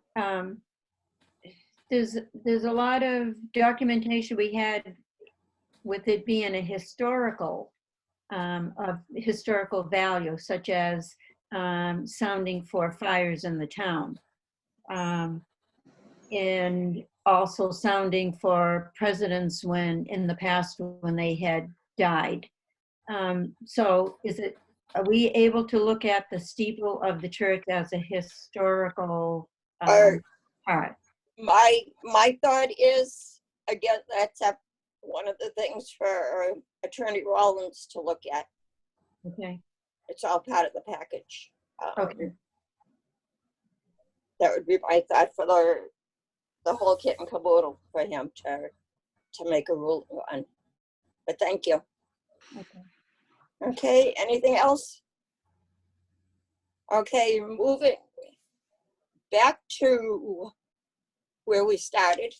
Okay, before we went out of order. Approval of minutes for February 25th. Oh, and before, thank you to the Central Square folks for attending. Okay, approval of minutes from February 25th. A motion to approve. I motion to approve. Kevin? I second. Stephen Rogan. Okay, all in favor of accepting the minutes of February 26th as presented? Roll call. We'll start with Gina. Yes. Jean. Yes. Kevin. Yes. Carlton. Yes. Stephen. Yes. Harry. Yes. Thank you. Okay, great. Thank you so much. Okay, next, the review of the financial report. Again, it comes out in like when Larry gives it to us, it has 3 parts, but it's all consolidated on the part that that has like if you're looking at, if you printed it out or looking online, right, it's I'm pointing to it, like you can see me pointing. The part that Josh it's the bottom part that kind of summarizes everything. So the expense to budget to actual is what you're looking at, or is it the balance sheet? I usually look at the expense budget to actual, Thank you. which kind of consolidates the others. Other than And everything. go ahead. Sorry, I didn't mean to interrupt. Everything in red is negative. Just want to confirm that, right? Correct. Okay. Yeah, but it's an accounting thing. You have to understand the accounting, and I still haven't figured out the municipal accounting why what I think would be shows up negative. Okay. Yeah, I'm with you on that one. I'm probably missing something here because it just. Yeah. So if you go to the balance sheet, the total fund balance right now is $3,900,000. Right. So, Right. Okay. Yeah, I see that. So my only question on this is admin expenses, and I'm assuming that that's Josh and also the Goldson's contract. I can tell you what, yeah, so Yeah. part-time wages is Josh, admin expenses is the JM Goldson contract, and also dues to the coalition. Right. Oh, okay. Yeah. All right. Is okay. I'm trying to find your contract. It's not separated out. It's just included in It's all included under this line, admin expenses. admin Okay, expense. well, so my only question there is that since your contract rolls over on May 1st, that appropriation is automatic. I'm sorry, what? I called her several times, even though she can see I'm mad. Somebody broke in. It's somebody else. Okay. Chinese government. Oh, sorry. Carlton, can you repeat what you were saying? Surprise. I see that there's $66,000 left as of March 31st. Yeah, I can tell you that's not, I mean, I don't know what the remainder of it is, but we don't have that much left in our contract. That's what I'm trying to get at, and what I'm actually going is what do we have to do? Has the money already been appropriated for the May contract or not? Yes. Yeah, so the contract is on a 3-year, it's on a 3-year basis. So there's a set of money that's set aside each year already in the contract, so you don't have to appropriate anything. It just when the next contract on May 1st, it will go to a new pot of money and a new contract. Right. I don't think I don't understand where that pot of money is, though. Right. I'm not positive, but I think it's not showing in here yet until May 1st. But I can follow up with. We don't need to dig in too deep. I just wanted to make sure what the accounting was. I understood the accounting, which I still don't. Part of it is also that the contract splits on the fiscal year. So this is on an FY 2020. So it includes part of 2 contracts because our contract ends, it rolls to a new contract on May 1 of this year. But it's already funded by 2020 money. Yes. Mm-hmm. Okay. So that's I just don't want to make a lot of work for you coming up. Yeah. Yep. so Okay. that's 6,197, 77 cents. That's what we're gonna spend for the rest of the contract. For the rest of the fiscal year. Just the rest of the fiscal year. For That that- includes part of what's left of this current contract, like through 2 weeks from, almost 2 weeks. Right. It's And then got also May and June. it has Oh. 2 elements in it. Yeah. Got it. Okay. Fair. Got it. Okay. At least that's what I'm assuming. That's what it is. I'm just telling you. Our contract is on a May to May. Great. And I don't know Right. I don't know if this is helpful, but there's not a pot of money per se that's set aside for the contract. The contract basically says we can't bill you more than $23,000 a year. And the year is defined by the term of our contract, which ends on May 1st. Oh, it's like up to that amount. Yeah, but you take it out of your admin to pay it. Comes out of the administration's fund. Yeah. Right. So it's not actually encumbered, right, Jen? Yeah, well, I don't want to say the wrong thing. It may be encumbered because we have a contract with you, but it's not Right. put aside anywhere special. You just Okay. pay it out of admin. The contract just says we can't bill you more than a certain amount every year. But it's not like you separated that money out or did anything different with it. Right. Okay, great. Thank you. Any other discussion on this? What I want to put together for the next meeting, I was looking back at last fiscal years, the last 2 fiscal years, and just to show the difference in how much money we brought in for us. I just thought it was neat. I just didn't, when I saw it, I just didn't have time to put it together. But for the next meeting, I'd like to get that out just so you can see the difference. Okay, that was just a review, so we really don't need a vote. Let's not keep this up too much longer because we don't know who's already snuck into the call, I think. But. Right. It looks like we lost the town manager. He was here. And it looks like he disappeared, so I hope he comes back again. Okay, next is the memorial building application. I know it just got sent out last night. We just got the revised with the drawings. And I was hoping that the town manager would still be on for this part. Oh, Gina, we got the new we got the new schematics from the revisions then, I take it? Right. It was sent out last night. We just got it was mentioned at the April 7th, maybe, April 7th, April 9th town council meeting, that there was a new application and schematics were shown. They're on the town website as well, I think. Okay, and right, thank you, Steve. And I reached out to the town manager for because we had not been in receipt of the application. So he did send it along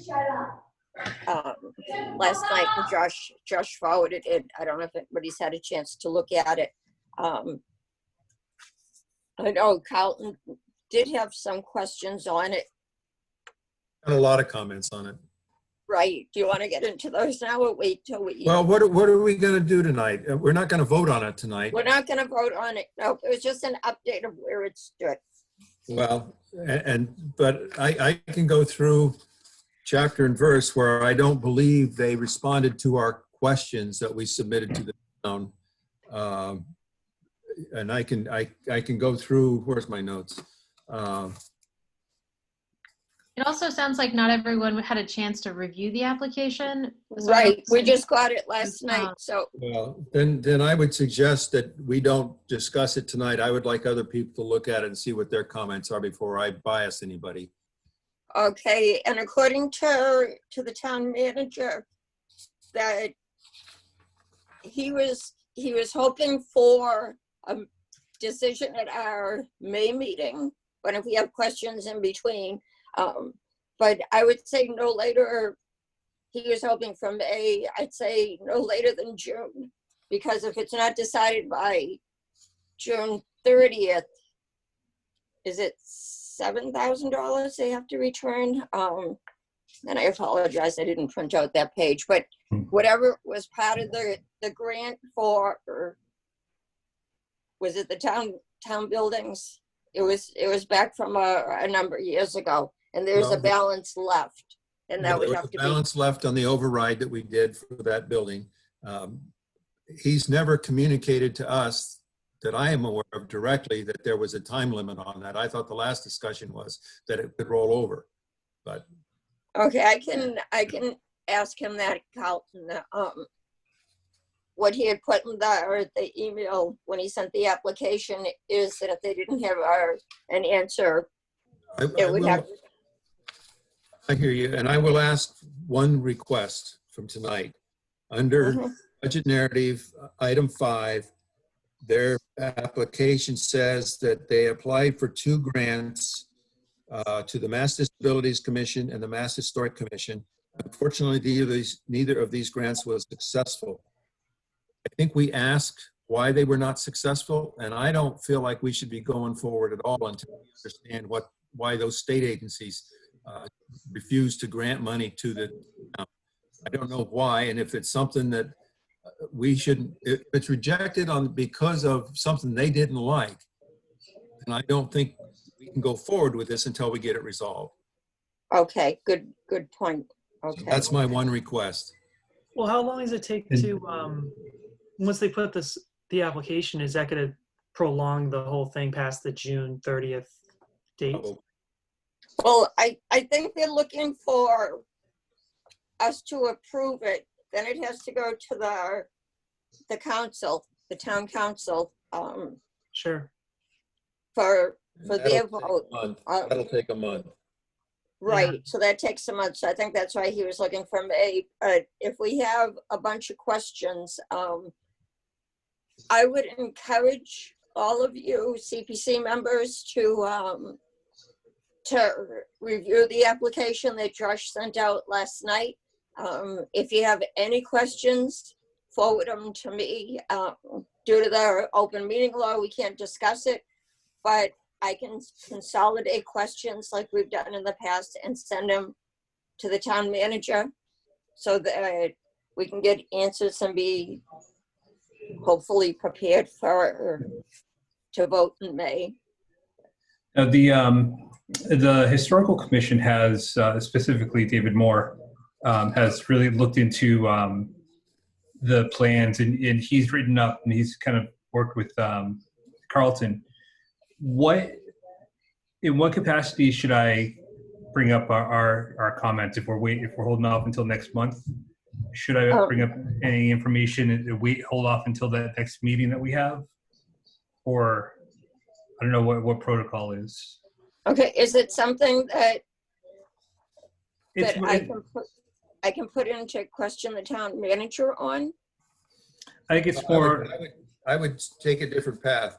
I think it's totally within your purview as the chair to distribute any comments that someone has submitted on this plan so that we can have time to read it. We don't need to go to the town manager for permission. I think you have authority. Okay, so you're suggesting to hold off on comments till everybody's had a chance to read it? Well, I thought your suggestion is that people read it, submit you written comments, questions that you would then consolidate and send to the town manager before May meeting. And hopefully he'll respond in a more timely manner than the last time. Okay. I think the question was from Steve if he should mention he or David Moore, but probably the same thing as your comments. Wait till everything is, like, send the questions along to me. That's a letter to us. It can be distributed, but we can't discuss it until the meeting. Correct. Okay. It should be part of the documentation that goes out to us. Okay. And Steve, your comments were Go ahead. No, you've read the application. We've looked at the application. I know that like after reviews, and there was some discussion as to like what the Historical Commission's view is on how things have been handled. If that's something that we can distribute to us, the CPC, or does that go along with our notes to the town manager next month? I would say yes. I see that. Can I admit him? I see he's waiting to be admitted. Can I do that, Josh? I did.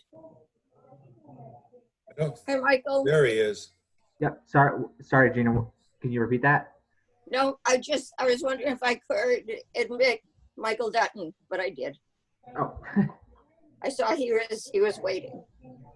Okay. Hi, Michael. Michael, you just got to take off your mute. There we go. Hi, everybody. There you go. Hey, Michael. Michael, thanks for joining us. Oh, my We're pleasure. just discussing the memorial building application. Yes. And Number, just to let you know, I think there's someone that tuned into the call, so that you'll hear like a screaming child every once in a while, just to let you know. I'm Don't fairly talk about me like that.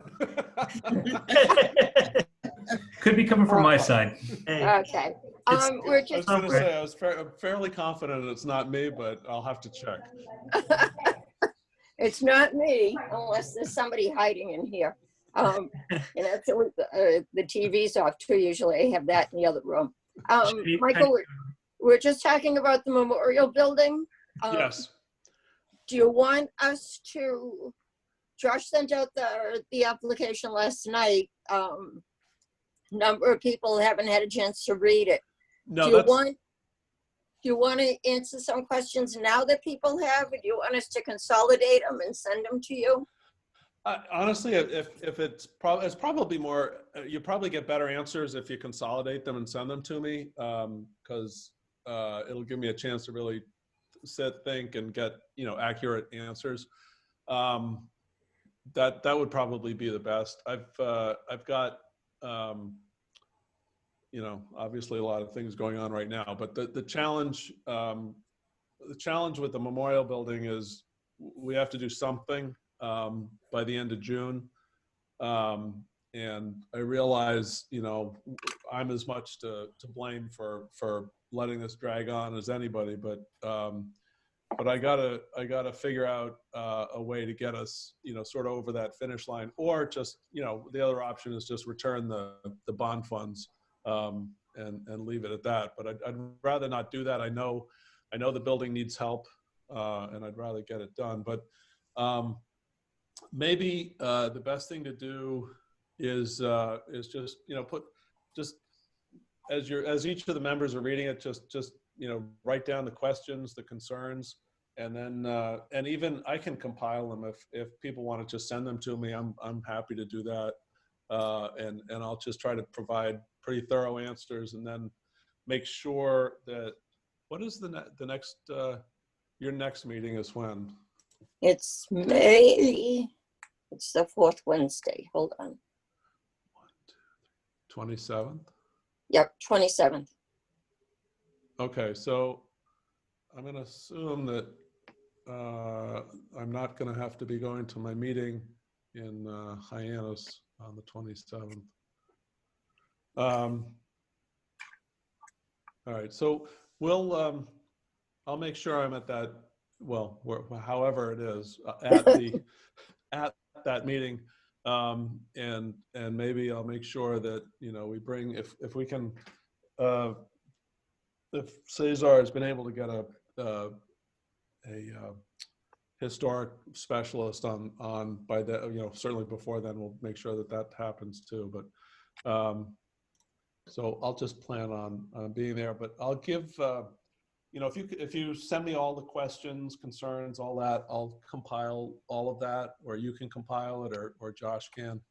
Okay, yeah, I would say for CPC members to send to myself and copy Josh, or send to the two of us, and we'll compile them and send them off to Michael in one document. yeah, that's because once we make a decision, and correct me if I'm wrong, Gina, but once we make a decision, when we meet on the 27th of May, we have to kind of approve it by that time, because it's going to take about a month for it to get, given to the council for them to approve it. So that's going to be like our, that's going to be like the time to do it now. Right, correct. Okay. Sure. Any other questions or comments from folks?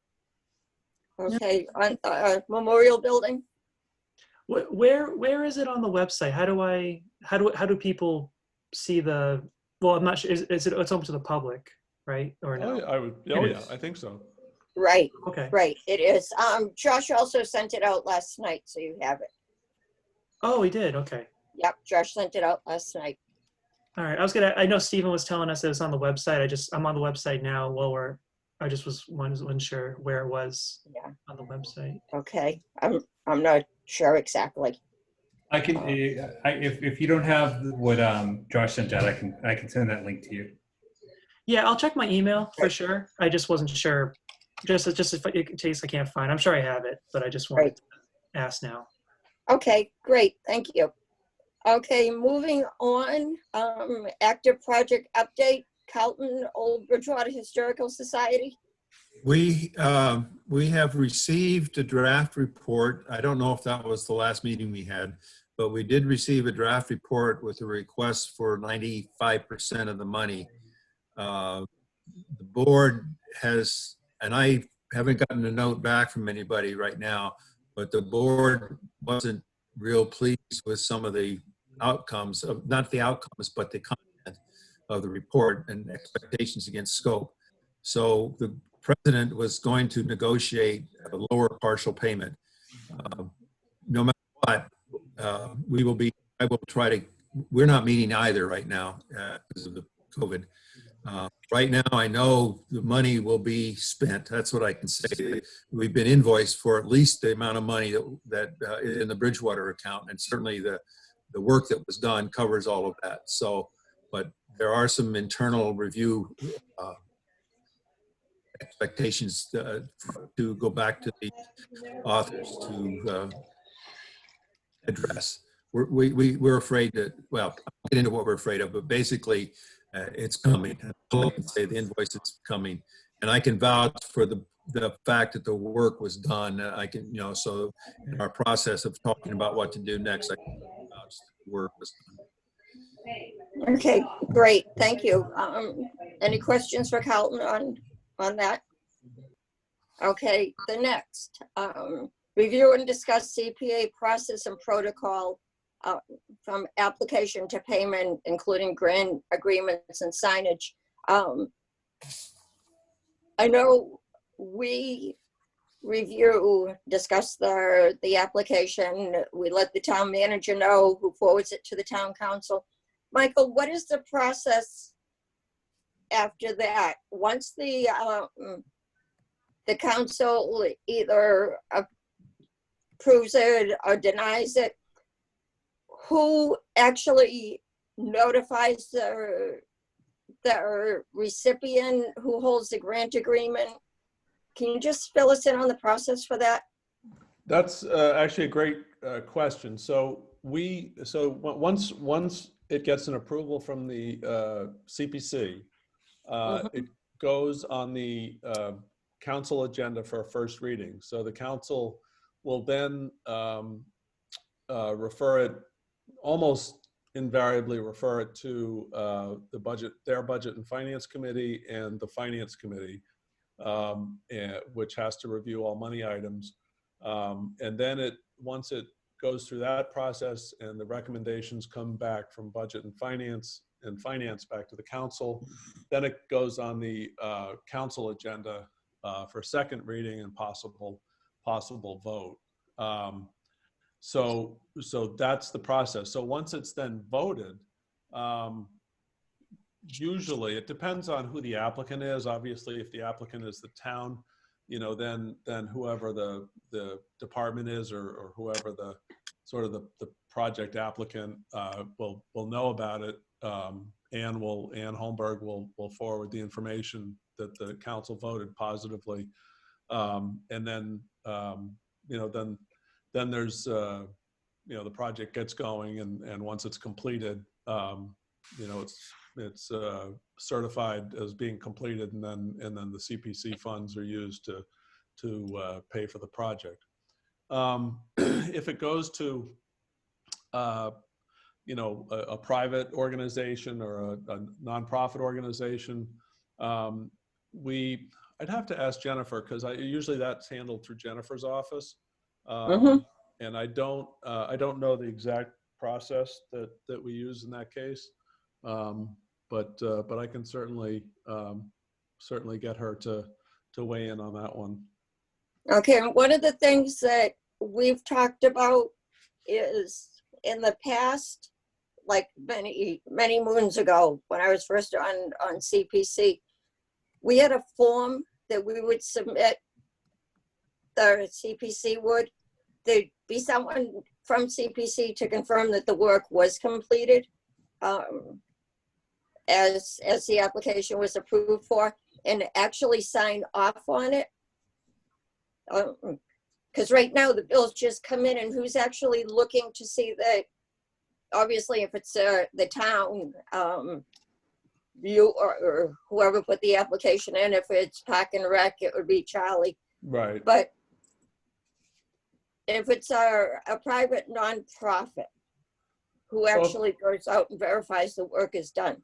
So if in a case like that, you know, Lori Garini will get an invoice, and she will usually be the one that will double check and go back and find out if there's, you know, go back to who, you know, if it's a project manager, you know, there's so many different scenarios, but if it's a project manager, or, you know, a department head or somebody that has, you know, some degree of oversight or responsibility for the project, then she'll go to that person, and that person would confirm that, you know, that the work has been done, or the purchase has been made, or what have you, whatever the case may be. So there are a couple, you know, between Jennifer and Lori Garini internally, there are usually 2 or 3 checks, and certainly once, you know, the warrant approval process, then there's 2 more checks as well there. So it's how the paper gets routed specifically, I can certainly let you know. But okay. But I don't think that's, you know, unless I'm missing something, unless you know of something that I don't think there's a you know, a huge issue there. No, there isn't. We're just wondering.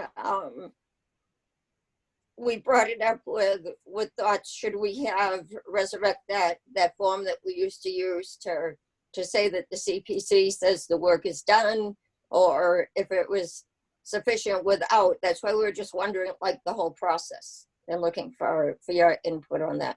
It wouldn't, I don't think there would be anything, there's not a huge downside to going back to CPC, but the only, well, I guess there is a downside. The only problem would be if we're you know, if it goes back to a meeting, if it goes back to a CPC meeting, then you're looking at 30 days, maybe 60 days before we make payment. And that's probably not the position we want to be in, but right. But if it's a matter of just checking in, you know, with you, Gina, I know Lori's, you know, checked in with you on a couple. Right, she has. And if that's a good scenario, or if that's a good process to include, then that's, you know, that would be fine. I just don't want to go. We don't like to let any of our bills go, you know, 30 days, 60 days. Right. Okay. Yeah, maybe if we could just, my thought, if we could even skip that form, because I understand it does add time to it, but maybe if we can just have a recap that says, you know, such and such a project was completed, this was the amount that was paid. So that, I don't know how the rest of the CPC feels, but almost like a closure to the projects that we've recommended. Thoughts? Anybody? I think that would be perfectly reasonable. I don't see a problem with that. Yeah, I think it'll give a lot of closure too, you know, kind of wrap everything up in a way. Right. So that way, you know, we can start afresh and look for new things that are coming in, and we don't have to be bogged down with previous things we've been working on. Okay. Jean? A sign off. Yeah, a sign off on it. Great. Yeah, no, that's doable. We need a closure form so to know that everything's done. We have the accounting that comes in on a project, but that's just money wise. But we're concerned a little bit about, this is Carlton, what we're concerned a little bit about is that nobody's checking to see if the actual work was done. For example, the old BHS money that's out there, the $20,000 that's encumbered right now, there will be an invoice sent in, and because the town was kind enough to the OBHS to say that we didn't have to pay up front and then you would reimburse us, that invoice has to come in, and the question becomes, if the OBHS sent the invoice, would they send it directly to the town's accounting department? How does the town know that in fact the work was done? Unless they make a lot of calls. And so what we thought was at that point, a CPC liaison, and I don't think it has to go through a meeting. I think the liaison would give the authority to approve and then report to the CPC that was done. Right. That's the concern. Right. I think that's doable. Let me check with Lori, because Lori's sort of the gatekeeper on the payment.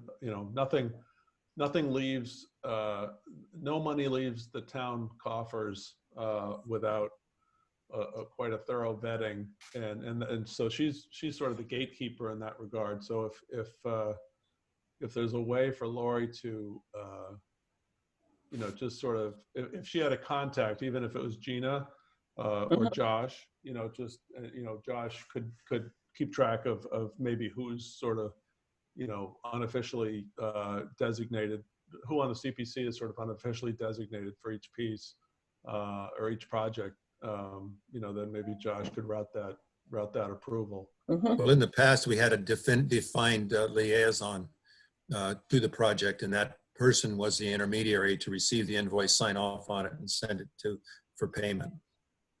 Yeah, Right. I think that's doable. Yeah, we could do that again. Okay, good suggestion. Just a quick question, just on that, just out of curiosity.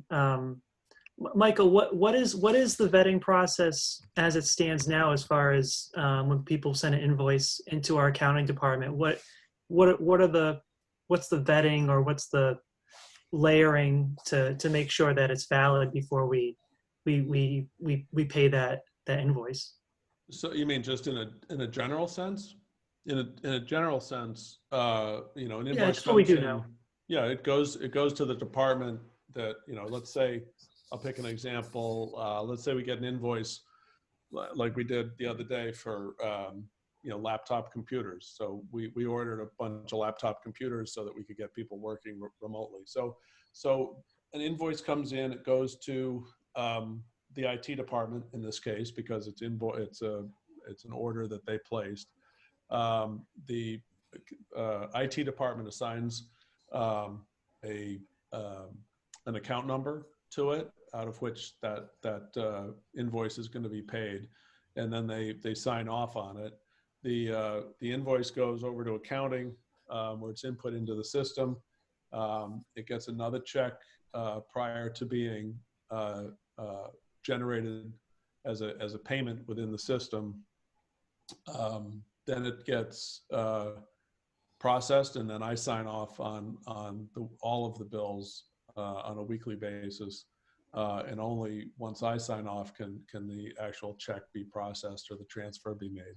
But that, in a case like those laptop computers, right now, all of our expenses under this emergency, state of emergency, is being, all of those invoices are being segregated and accounted for or allocated to a different account, a separate account, which is specific to the emergency that we've got. So Lori Garini's job is to make sure that any, in this particular case, any particular purchase we make specific to the emergency is segregated and paid out of that separate account. So Lori is sort of the gatekeeper on all the bills that get paid.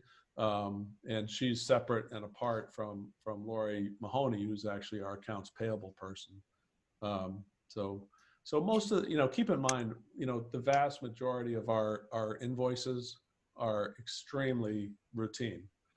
So just like you get at home, we get bills for gas, bills for electricity, bills for propane, bills for diesel, bills for gas. So it's, all of these things are routine, and Lori Mahoney's been doing it for an awful long time. So she knows exactly you know, she can look at a bill and within a second tell you, you know, which department it is, what account number it goes out of, you know, she's, you know, right off the top of her head, which is good for us.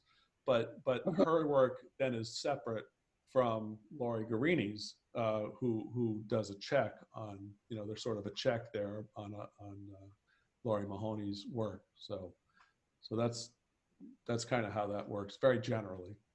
Okay, good. Sure. Thank you for explaining that. I appreciate it. Yep. Any other questions for Michael on that? I just Okay. want to make one comment. One thing that I know Sure. that we talked about at the February meeting, and also I know Carlton and Gina and I talked about in between meetings, was about whether or not the town does any sort of grant agreement or award letter with the applicant recipients. Typically in a lot of communities, there'll be with private like projects that are approved, a grant agreement will stipulate sort of outline what things the projects are being held to, including the amount that it's been funded for, the type, and exactly spells out what pieces of the project that the funding can be used for, and also includes, you know, a timeline when the funds expire. And, you know, with like historic preservation projects, it'll talk about that the work needs to be held to the interior standards, and it can also include other stipulations, such as, you know, one thing that's come up is talking about like including some sort of permanent sign at the site, and it's just a way for the CPC to have some sort of you know, backing on things that they want to make sure that the project is executed in the way that they originally intended for the project to be approved. And then the award letter is basically a grant agreement, but in it for internal projects that are funded through the town. So, for example, the Charlie's project for the fences would have an award letter around that just says this is how much money was approved. And then you could also include, similar to Carlton's sort of liaison idea, include language in that. And some communities will have, you know, a pre and post like photos, just to have some documentation around the project. So you could say the project was actually, you know, executed in the way that we talked about. This is what it looked like. This is what it looks like now. And this is, you know, checks all the boxes. And this is how they said they would do it. And they did. And it can also include, as part of that, like a regular maintenance update after the project is completed from project applicants.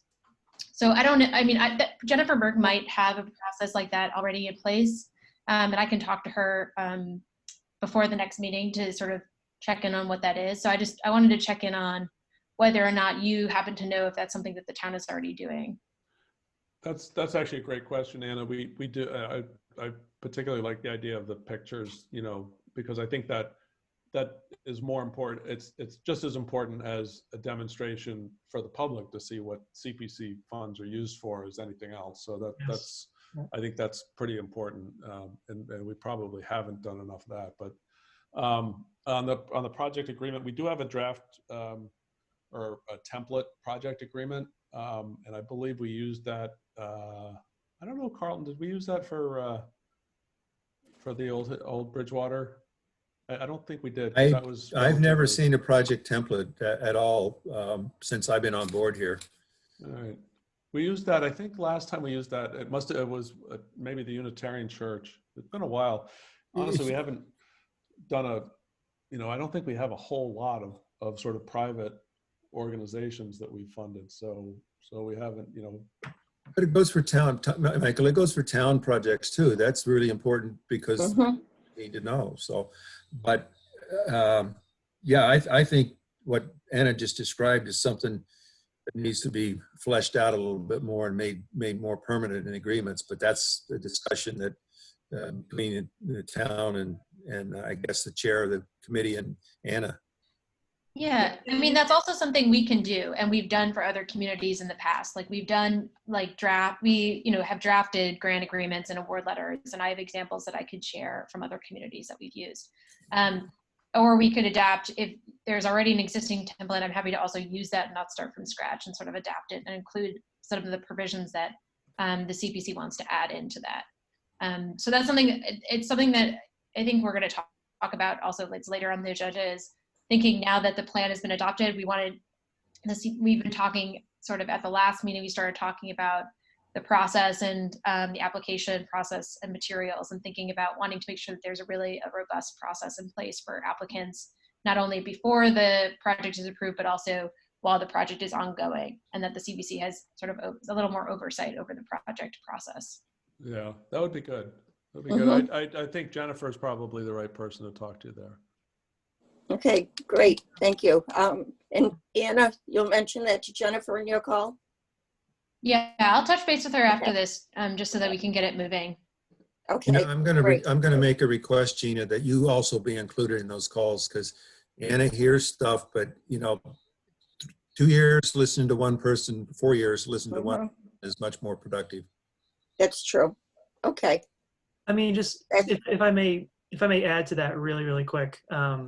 I mean, a part of me just is kind of craving for us to just, I mean, when we fund a project through CPC, personally, I think it'd be a great idea just to have everyone, you know, come together and we all go together to see the project in person too. Because I don't think we do that enough. And I think that would be something, just my 2 cents on adding to what Anna and Carlton and Michael were saying about the steward and just that follow through. Yeah. Yeah, and we talked about that at the February meeting a little bit after the hearing. That's something that we discussed, having like a pre-site tour and a post-site tour, just as a way of kicking off the project and closing it. And I don't know that I think we ended up coming to, I'm sure the minutes has this in it, but I think we came to an agreement that whoever wanted to go could do the site visit. Necessary that everyone from the CBC had to go. Sure, as long as it's like posted and everyone knows the dates of when they can show up, I think. Yeah, and back under an older contract that we had with you, I was just looking through some old files. I think this stopped in 2015. At least that's the last one I seem to have. But we used to do status reports of every project. And I think it was basically every meeting you had. We gave you a list, it's a matrix that we did, a list of all the projects and what the status is. We had a status, you know, piece to it. And we just worked with the project liaison, because you did have the liaisons at that time. You know, each CPC member was in charge of a few different projects. And we would ask all the liaisons, you know, what was going on with each project, and just put together this matrix for you. And I mean, that's something, if you think it was helpful, I can share. I'm actually a co-host, so I can share the screen here just to show you. I just pulled one up because I wanted to remember when we had done it and what it looked like. Can you see that? Yeah. This was from, you know, obviously a long time ago, but it just had all the projects that were active and hadn't been closed out yet. And it just showed you, you know, it gave you a reminder of the amount of money, what's been spent. I know you get that also on your financial reports. No, well, this is more, this is like easier to break down, at least for me. I think that's good, Jen. I remember back to those days that we had it. I think it's something. It keeps us on top of it, lets us know how it's going. I myself would like to see it resurrected. Yeah, I also could see us doing it on like a quarterly basis instead of every meeting, because I don't know that much change is meeting to meeting, but I think on a quarterly basis, then we could do it, you know, and also not burdening the agenda every month with doing an update. Right, quarterly would be good. Going back to something Anna said, it would be like a set of conditions.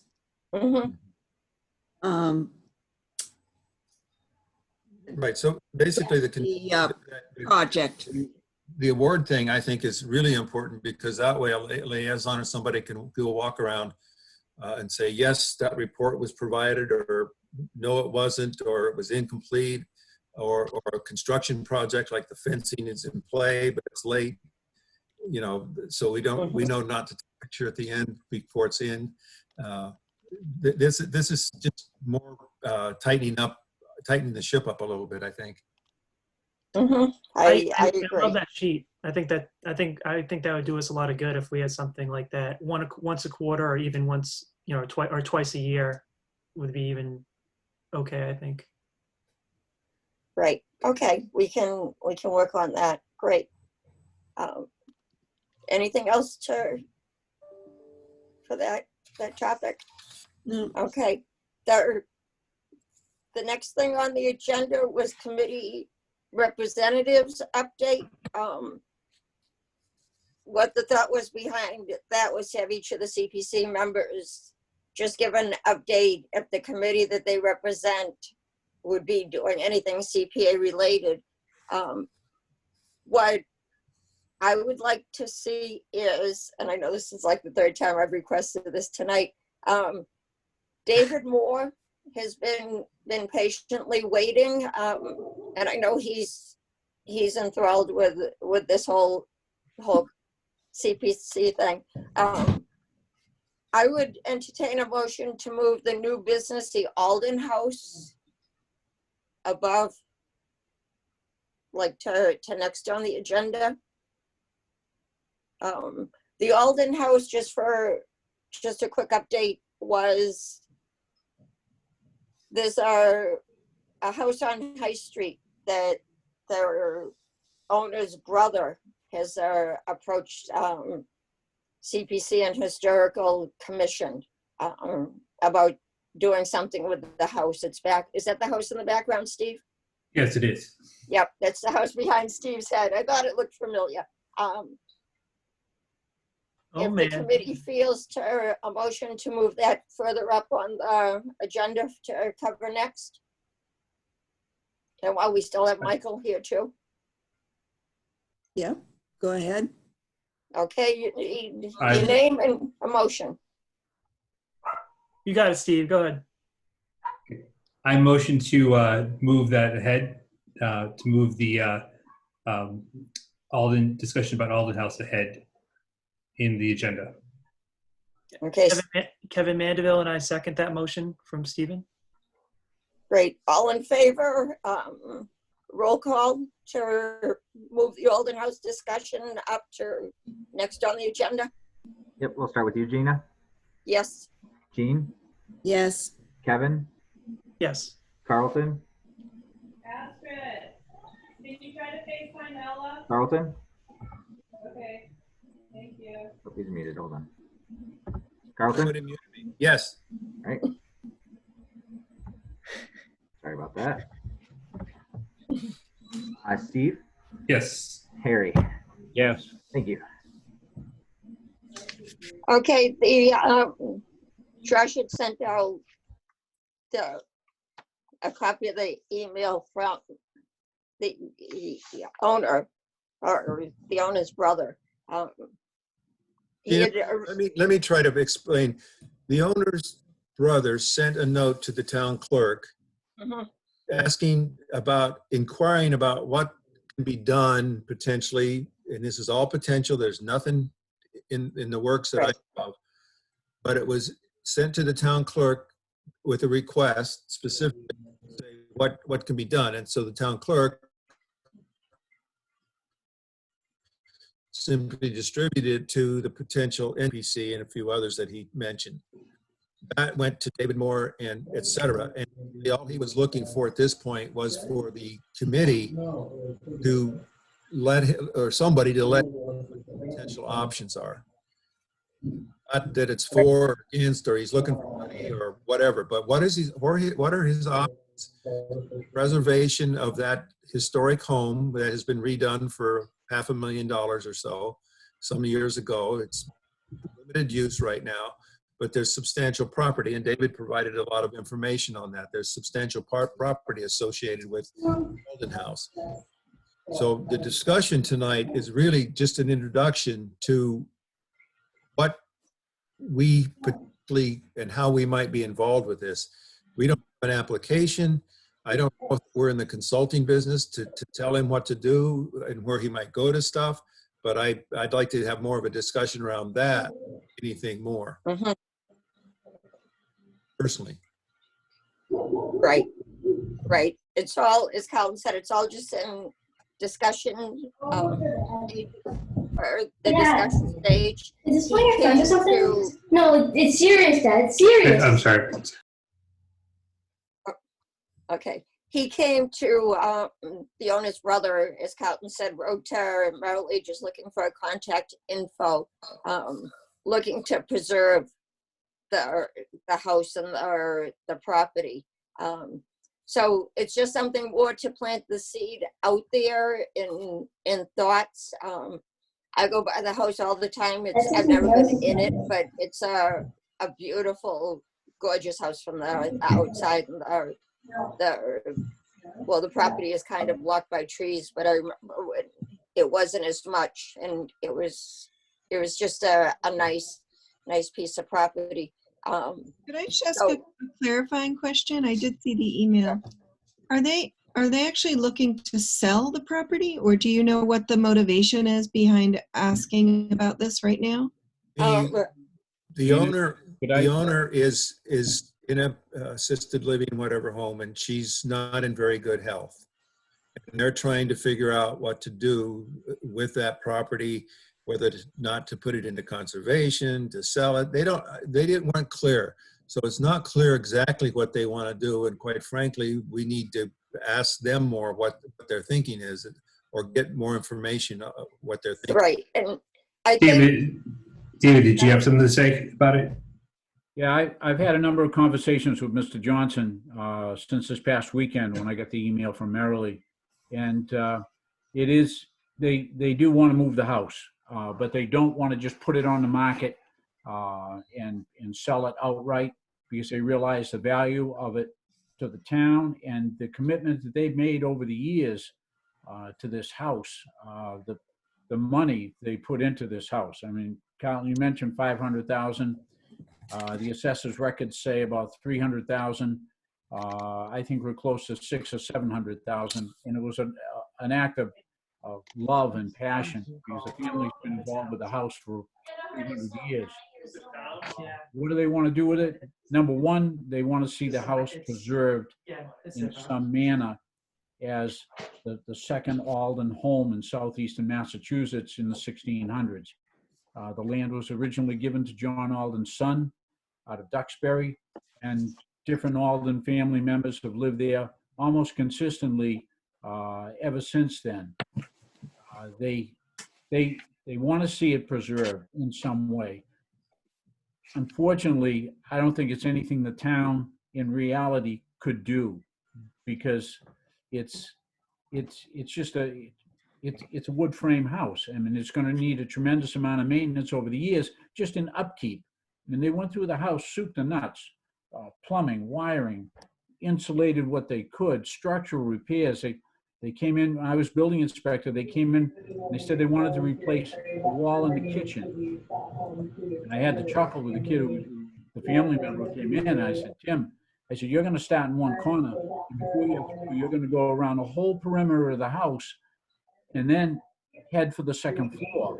And sure enough, they did that. Every exterior wall in the house had significant bug damage, going right up to the second floor, and it was all done professionally, restoration, carpenter out of Concord.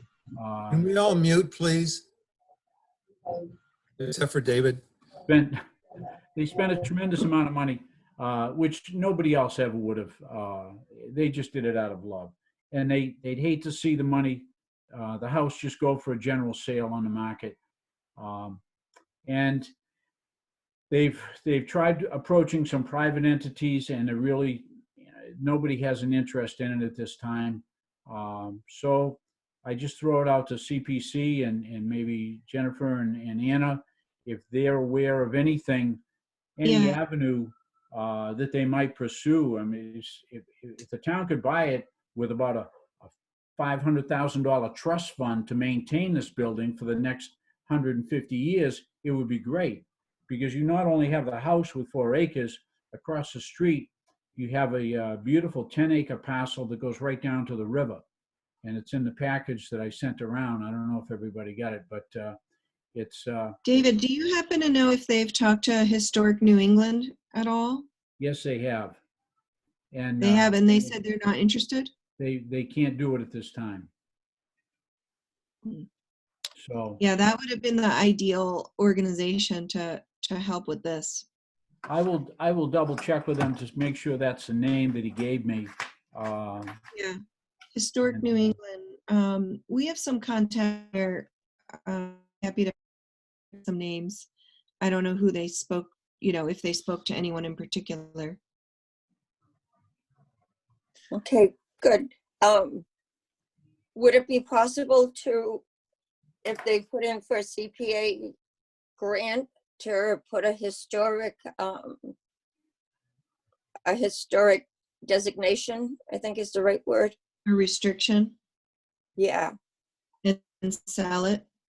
Yeah, the only issue is you need someone to hold it. So I guess the question is, would the town be willing to hold a historic restriction? I think it's going to be a stronger deal if they can get a preservation organization. There's really no one like Historic New England, but they have a lot of resources. They hold these all the time. And they also, they don't buy them anymore really, except under special circumstances, but they would hold a restriction. And they'd have a lot more, I think, capacity to monitor a restriction than the town would. So that's what I would recommend. Jennifer, does that restriction, can that be a hindrance in the sale? It'll lower the value, but if the CPA money compensates, basically CPA funds would be used to buy that restriction. And you'd have to get an appraisal to figure out how much would putting a restriction reduce the property value. And that's essentially the value of the restriction. And that's what you could pay for it. And then Historic New England could be the holder of the restriction if they would be willing to do that.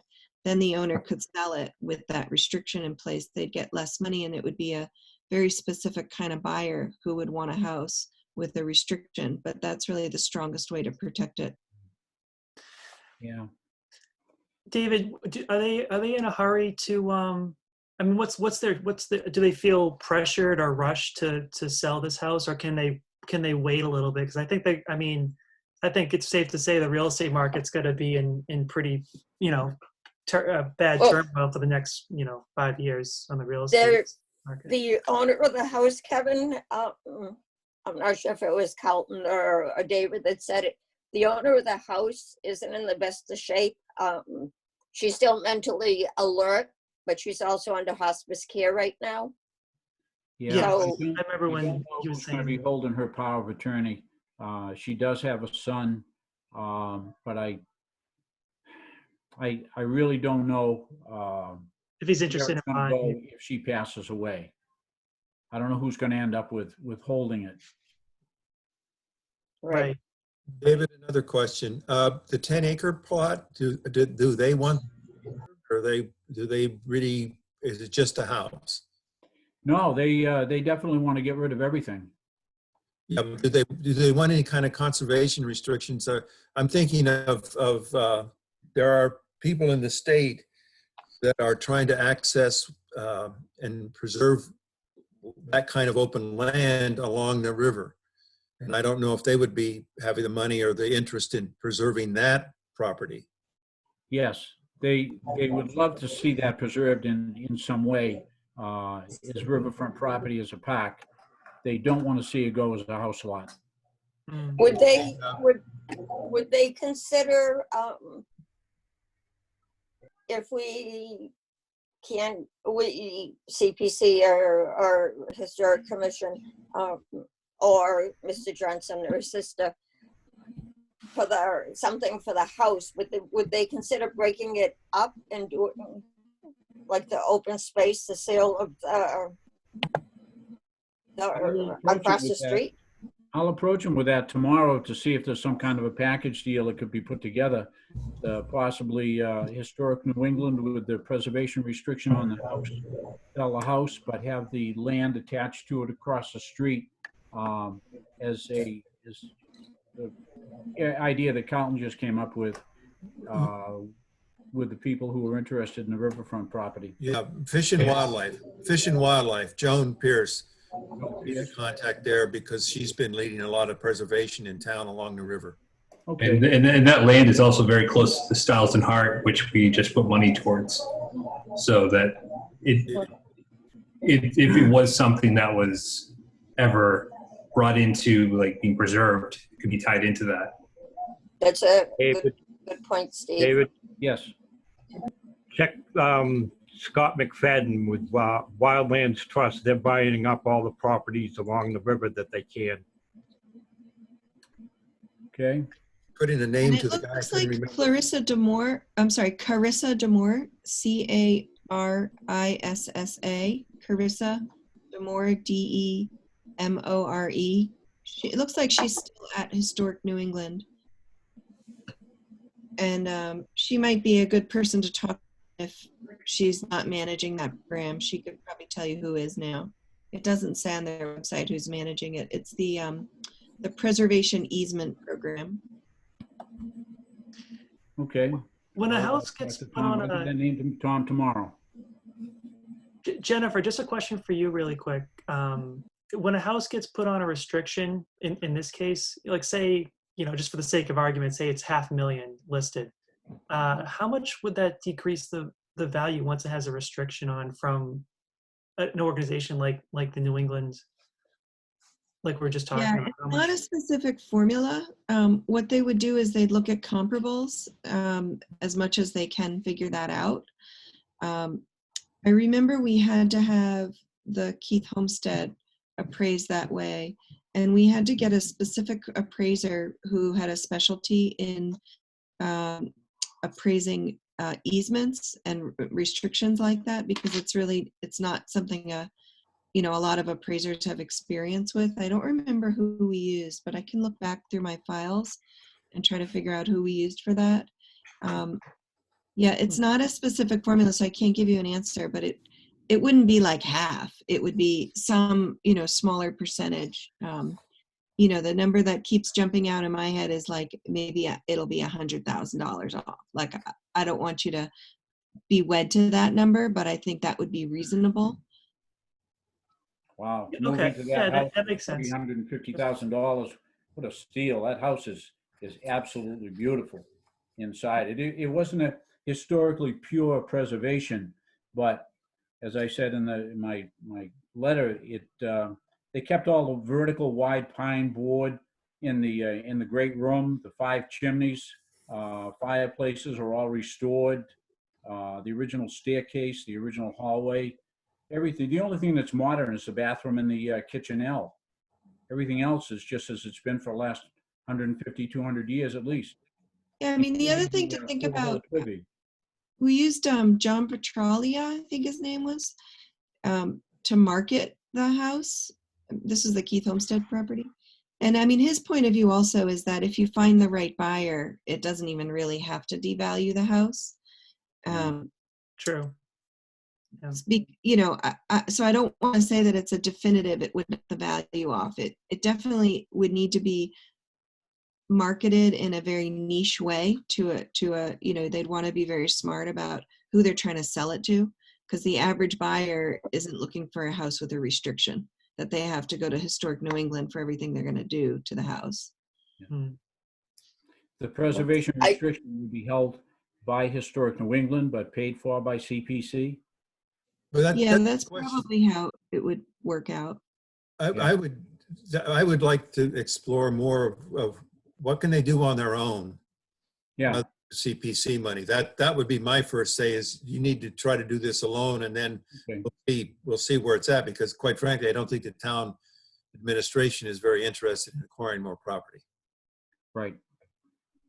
I mean, it seems like a very choice, piece of real estate to put in as a town as in our portfolio. I'm hesitant to say an asset, but I mean, if it's pretty close to the Heath Homestead and everything, we can make it into a park. But it sounds to me like the owners are really adamant on keeping it. After all, they put all the money in, they probably want to keep it, at least semi-historical. So I think the trust would be a good thing. But if they can make up the money with CPC, I mean, that might be the best of both worlds. Ideally, as I said, I love the house from the outside. Ideally, I'd like to see the town buy it for something, but I know that's completely out of the question. But for a historic society. Or David had some suggestions in his packet he put together. But again, as he said, just the upkeep for a wood frame house is probably like. But it would be in our purview to provide a little bit of money. I'm not talking big money. A little bit of money to support a historic preservation restriction, something like that, but basically not to pick up that property. Right. Well, that's what I said. Ideally, I would like to see the town buy it, but I know that's not going to happen. Yeah. So Jennifer or Anna, either one, is that something that is feasible? Is that something that gets done? That we don't buy the property, but we support the process of conserving it, saving it? Yeah, you can do that. If you're buying a property interest, though, you need to own it. So what you probably do is be a co-holder on the restriction. Like if you're in the scenario that I was mentioning, you'd use the money to buy the restriction, and Historic New England would be the co-holder of the restriction with you and really be in charge of all the oversight and have all the liability and all of that. So we're just on but just paper. anything you buy with CPA funds, you have to show that. Yeah, exactly. Is there something co-holder? I'm sorry. I don't know if you've been a co-holder before. You meaning Bridgewater? You said holders I don't on think so. restrictions, and have another agency like Wildlands Trust really do all the heavy lifting on the monitoring. So if Bridgewater is I'll make sure I'm saying the phrase right. Is it a co-owner or a co-signer? Co-holder of the restriction. So they would, yeah, they would be, it's just a legal term, like you hold the restriction, meaning you're in charge of making sure the owner of the property complies with the restriction. Oh, but I see. Okay. Co-holder that the town signs it, but if you have an entity like Historic New England as your holder with you, like a co-chair, you have two co-chairs, you could have two holders, and one of them can do the heavy lifting because they have the assets and the staff and the expertise and the lawyers and all the stuff that come along with being liable for things like that. So if Bridgewater was a co-holder and then Historic New England was also another co-holder, yeah, Historic New England would be like the heavy lifting, just like you put it. Excellent way to say it. They would be the one to do the lawyer's fees, kind of boots on the ground, if you will, and then we would have kind of like an administration role in this property, which I kind of love that idea. Just by it sounds like might be a great middle ground for at least a fun part of the property that we can still be involved in it too.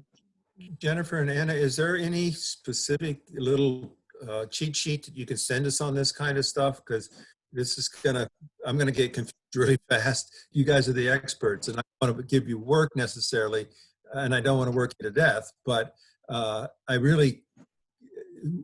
this has to be consolidated somewhere, because that's what those folks really ask. What's out there?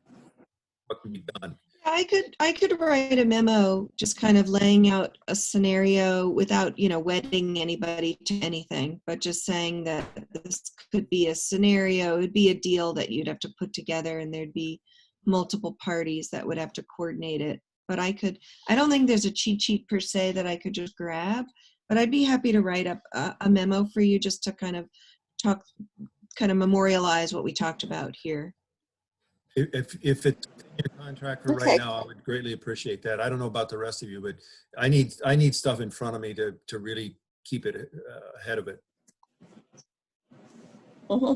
Be good. Okay, that's a good idea for that.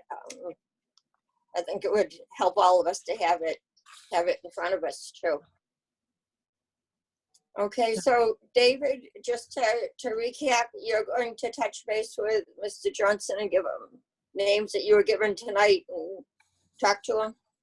Yes, I'll see if he's contacted any of these people already.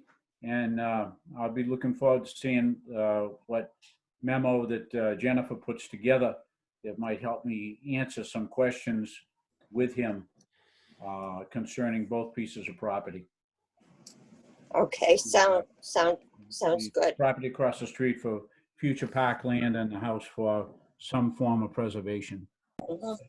And as Steve mentioned too, it abuts up or is close to the Stiles and Hart property too.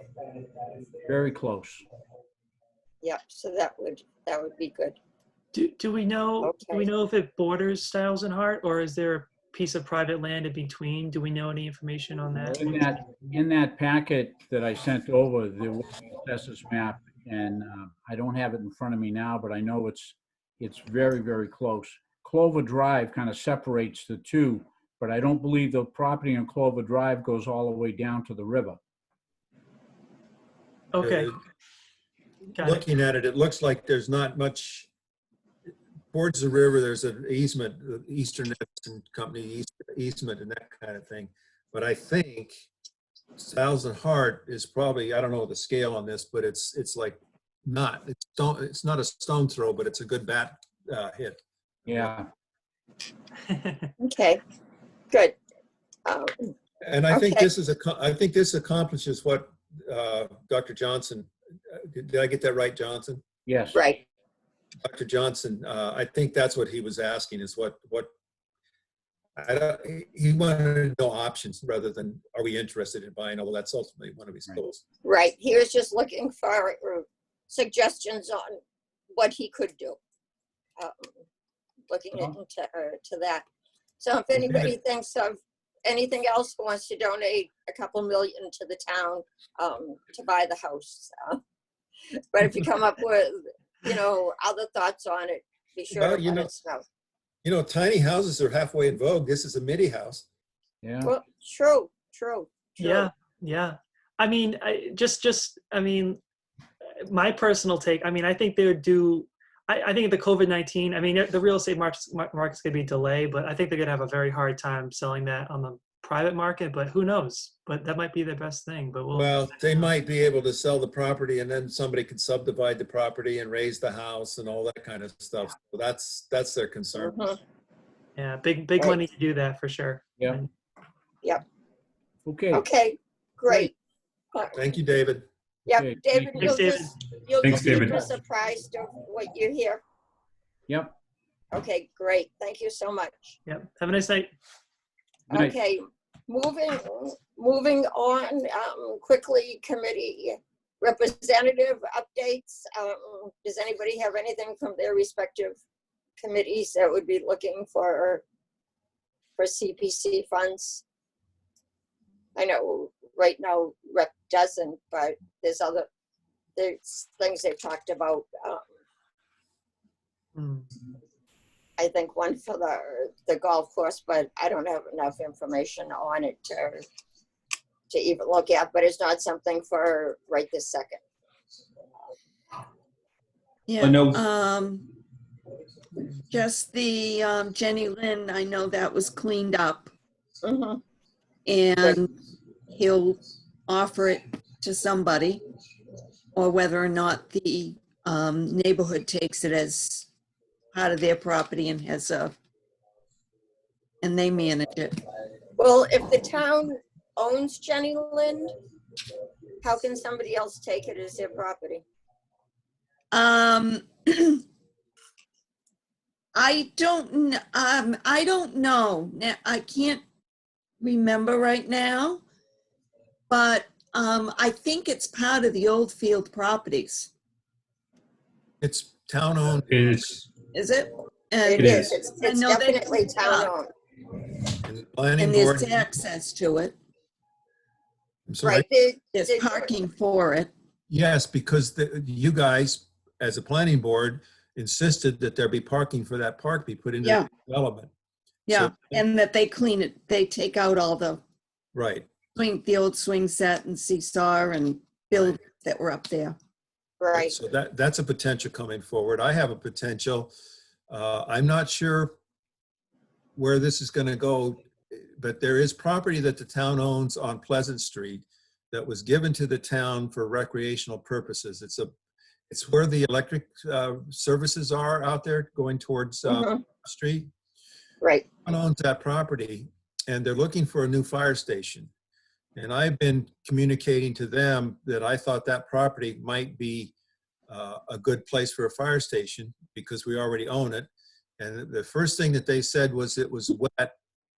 And I came back with, and I looked in on Google Earth and I did a topographic analysis. And there's several acres in there that are upland type land. So it's well above the wet area.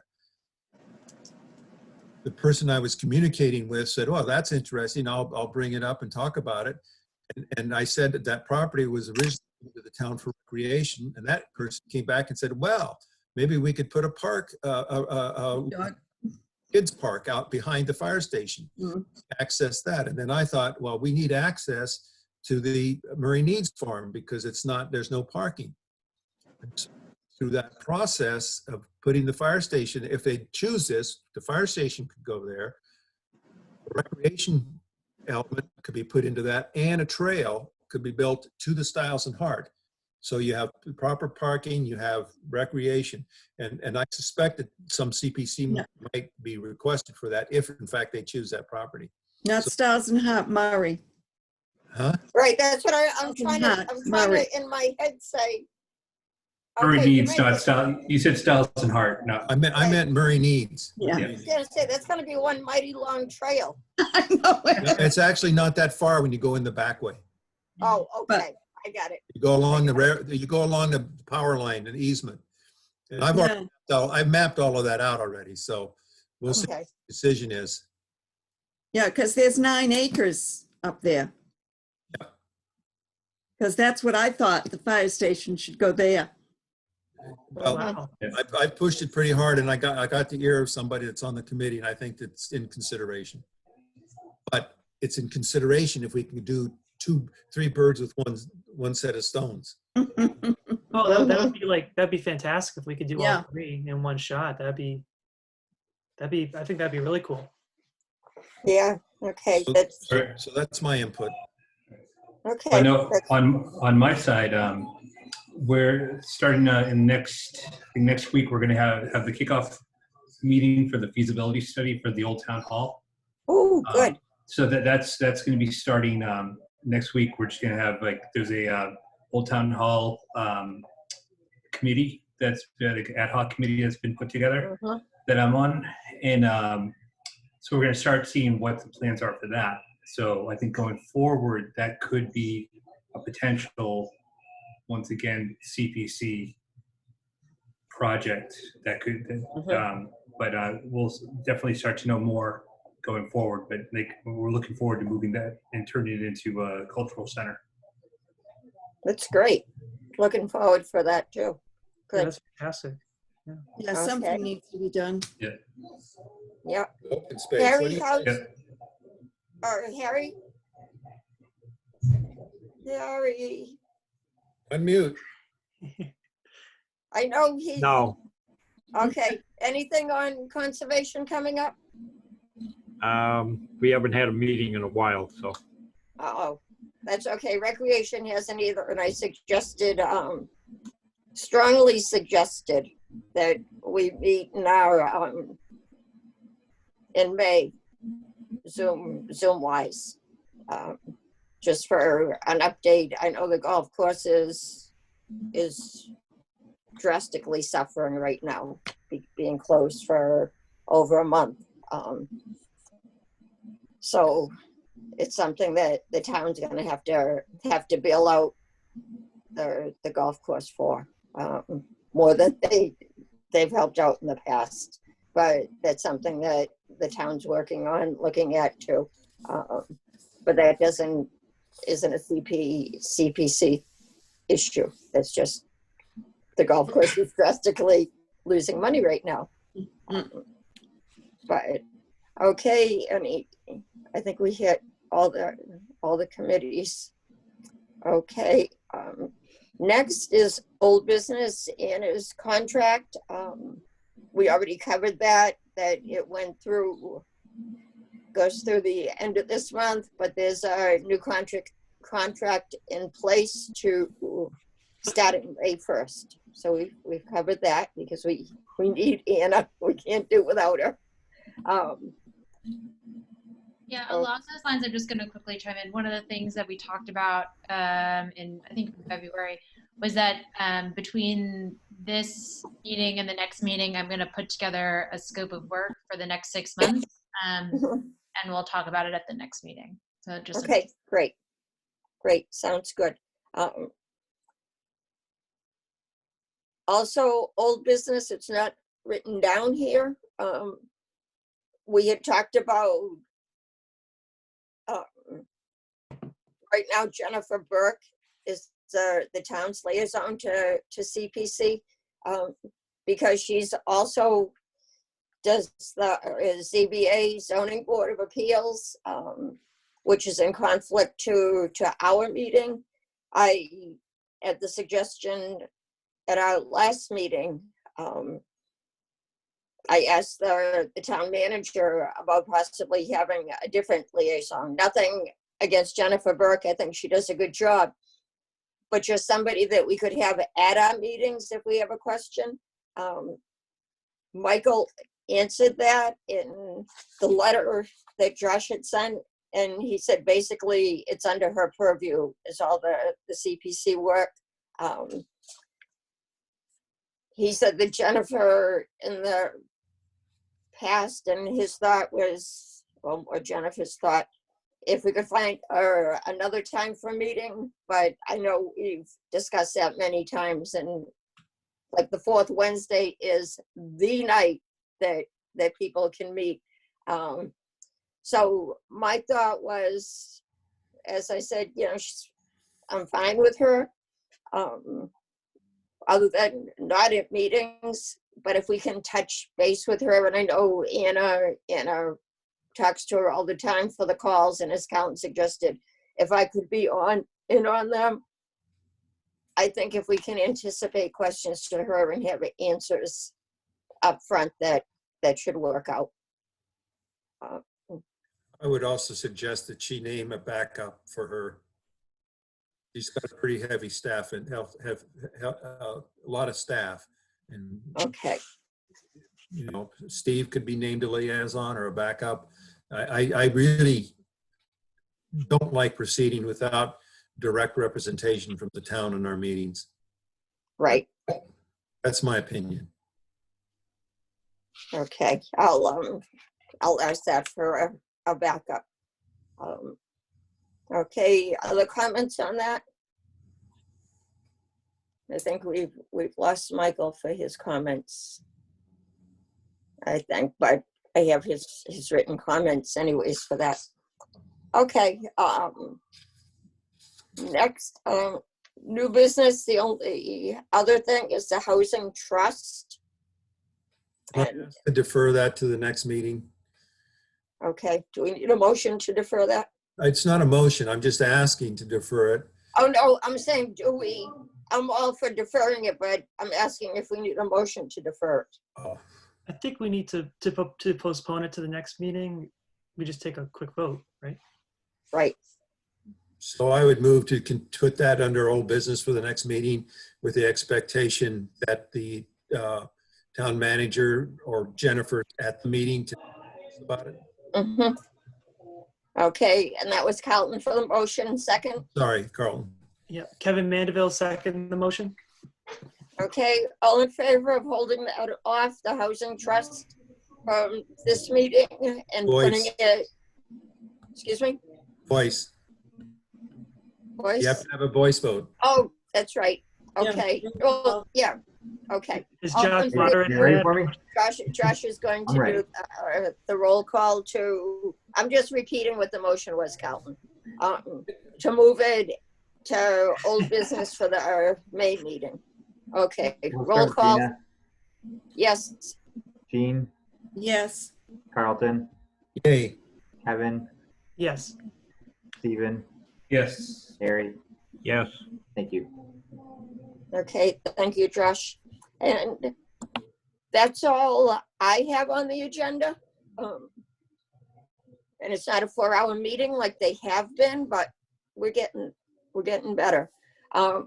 Anything else anybody has to add? For we're only 3 hours, so we are better. Motion to adjourn. Who made it? Carlton? Actually, Robert's rules allow you to declare the meeting over, everything being done. Oh, okay. Well, before I exercise my right for that, does anybody have anything else? Old business, new business? Okay, great. I just want to thank everybody for tonight. I think it was a very good meeting. I think we had a lot of good ideas. I wish everybody to be well and safe. And I will see you like with the quotes next month, because I'm sure this is how we're going to be seeing each other. And thank you for the great work on the document. Yeah, thank you, Gina. Yes, thank you, and thank you to Anna and Jennifer for their input and hard work and thoughts tonight too. Okay, I declare, I should have a gavel here. I declare this meeting over. Thumbs up. All right, There good we go. night. Great, thanks. Okay,